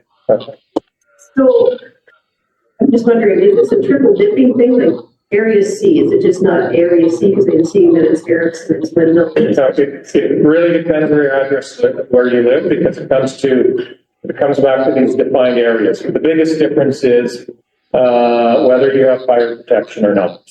And then in some there's some other smaller services that might be that you might participate or not. But the one that makes the biggest difference is whether you have fire protection or not. Did they base that on the length of time that it takes to get to the place of the fire department? Well, yes, what fire underwriters have, in order to qualify for insurance, it's sort of mainly distance-based. So whether you live 1 kilometer or 12 kilometers away from the fire hall, you're covered by the fire hall, you get the same benefit either way. But as soon as you live 1 meter outside of that region and you don't get fire protection, then your tax bill goes way down, but your insurance goes way up. So in other words, if you're further away than 12 kilometers instead of 1, you're still paying the same. Yeah. Can't opt out of that, because by the time they get there. No, and you want it. If you have it, you're way better off to have it. You're way better off to pay, let's say you have a home that's worth $750, so 166 times 3. So you're way better off to pay $500 in taxes for fire protection than to pay an extra $2,000 on your fire insurance.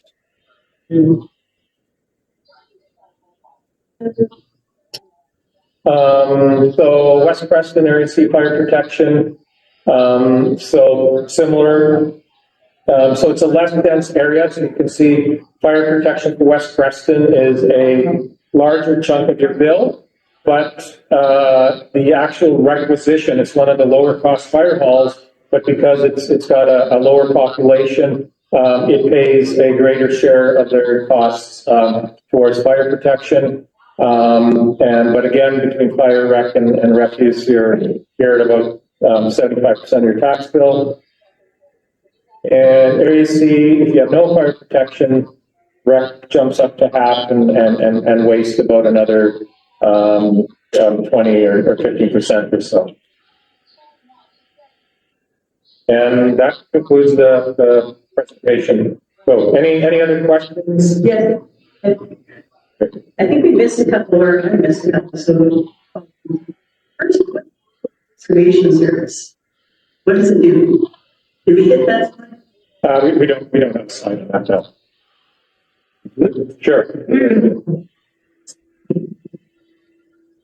There's an organization called itself the Conservation Program, the umbrella group for a number of entities that like to look at enhancing or protecting the natural environment.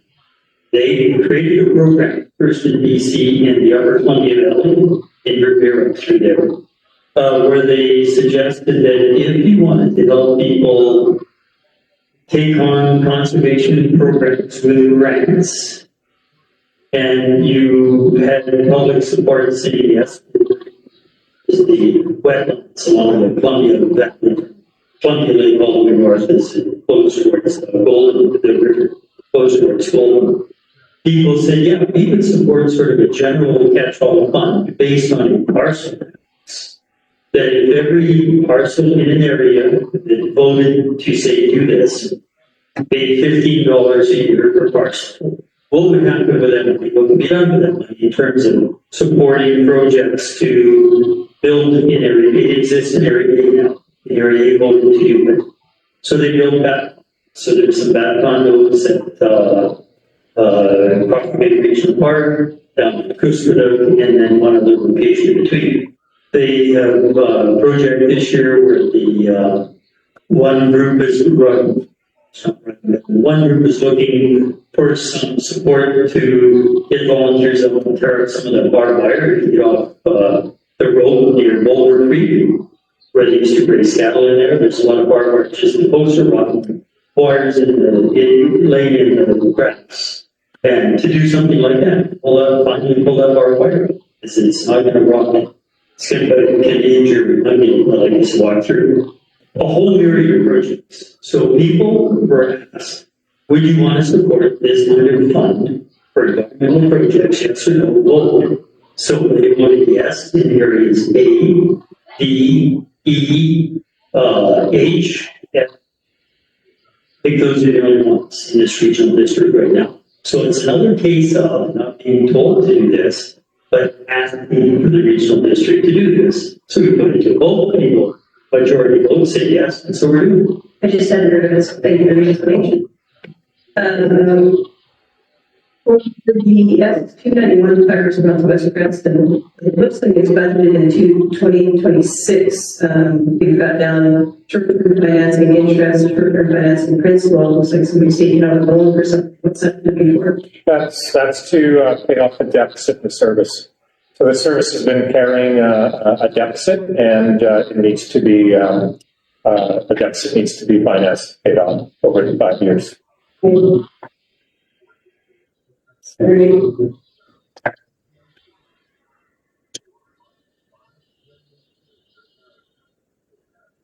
Resource recovery, we went through that, did we not? I think I missed it. What will you be advertising that costs more than things increase line 530 from $4,000 in 2025 being $17,000?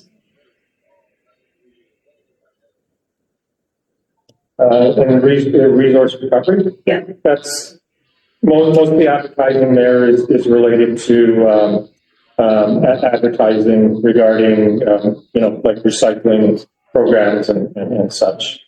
But it's gone up 4 times for an increase. I'm just wondering if there's something special going on. It escapes me right now. I will write a note. Yeah. Because that does seem anomalous. The household hazardous waste will be a little more. We'll do that twice this year because of the problems that people remind us. We recognize those problems. I don't know why it's quite. I do know we're going to have 2 major pushes on that, but I'll There's a lot of cheap ways to advertise too, so. What service is that, Judy? That's resource recovery A12. sorry. Line is 53040.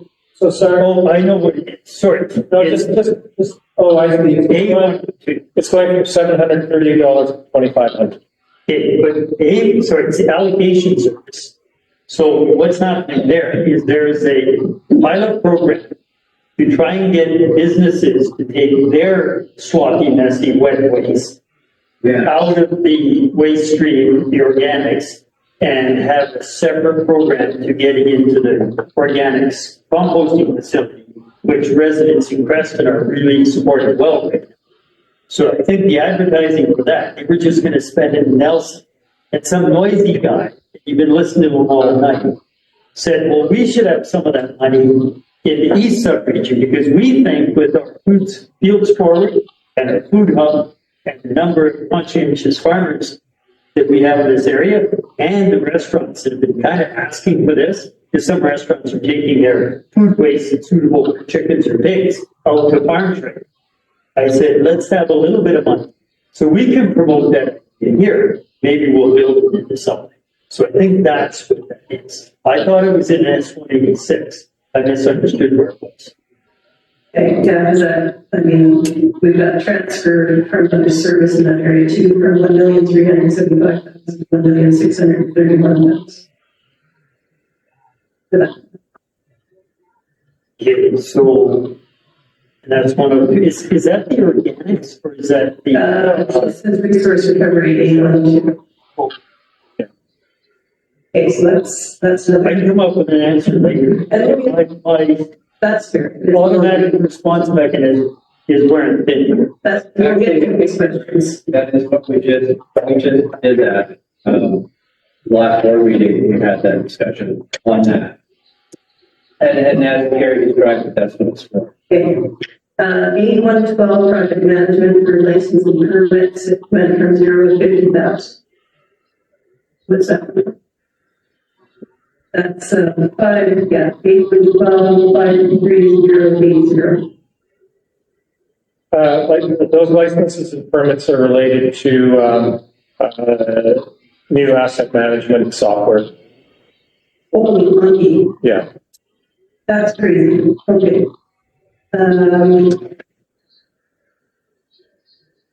Development services under the A108. We did that. We've got 52020 education and training. It went from 3,200 to 39,284.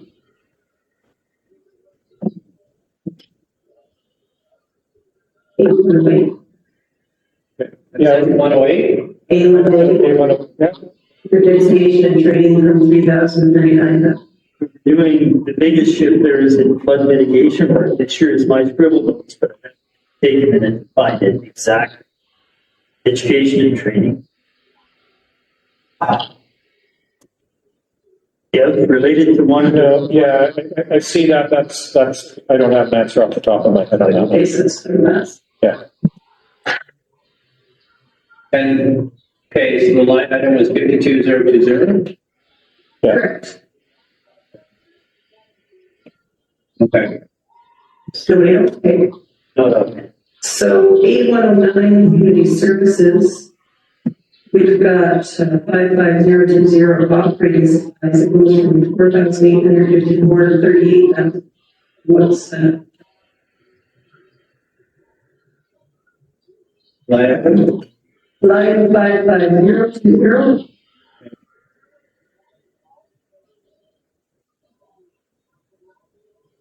We have services.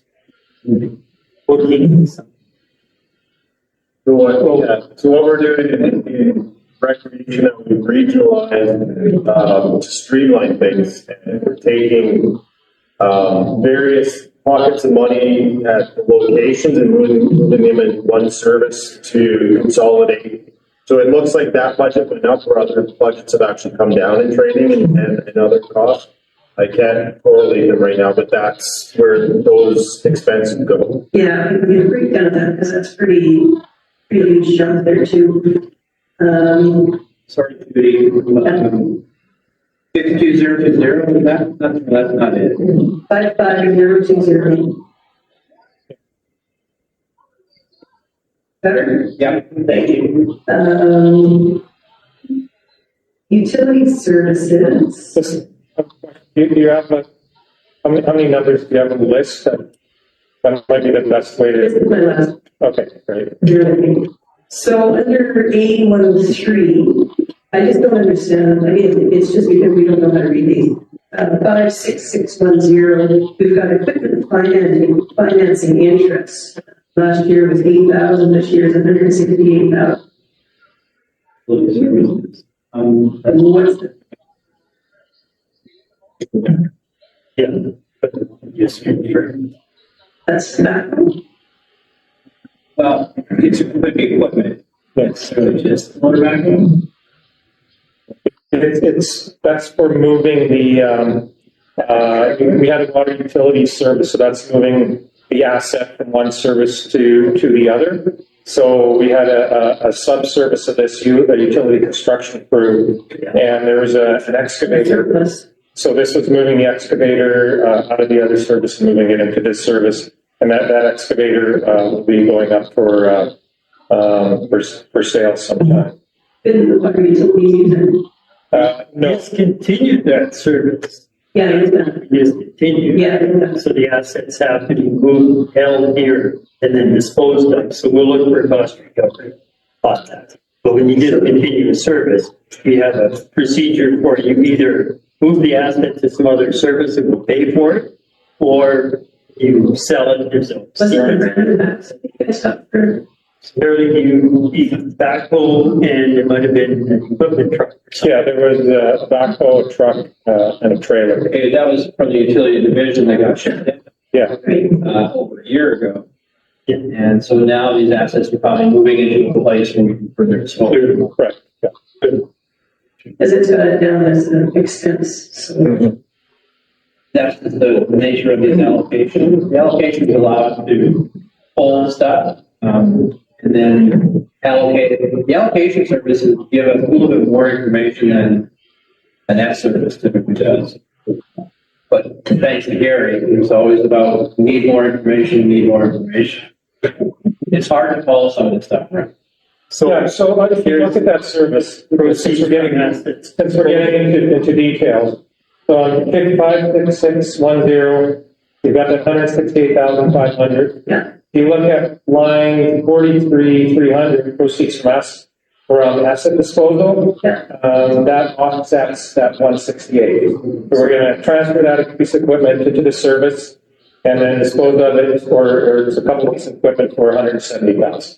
So those two offset each other. So since we've already bought this, is there no other service within the RDCA, so we're not going to buy another vendor for services in the future that could use this? Because it's going to go back to the issue of buying more equipment. It's required by policy to be first offered to every other regional district service that might have these. So yes, that will be what happens before it's sold off to anyone else. So every other service manager will be assessing that for suitability. Yeah, so the manager that looks after this service looks after also any other service that might have use for this backhoe. So they've gone through that process and selling it is the best option. And do this go to public sale? It'll go, we're going through that process now, and we're looking to get the best value for that. So we're looking at a number of different ways to auction it. We're talking to different equipment dealers, seeing what it's worth, or maybe we go on a commission sale. We're exploring a number of options to figure out the best way to realize the highest value for that piece of equipment.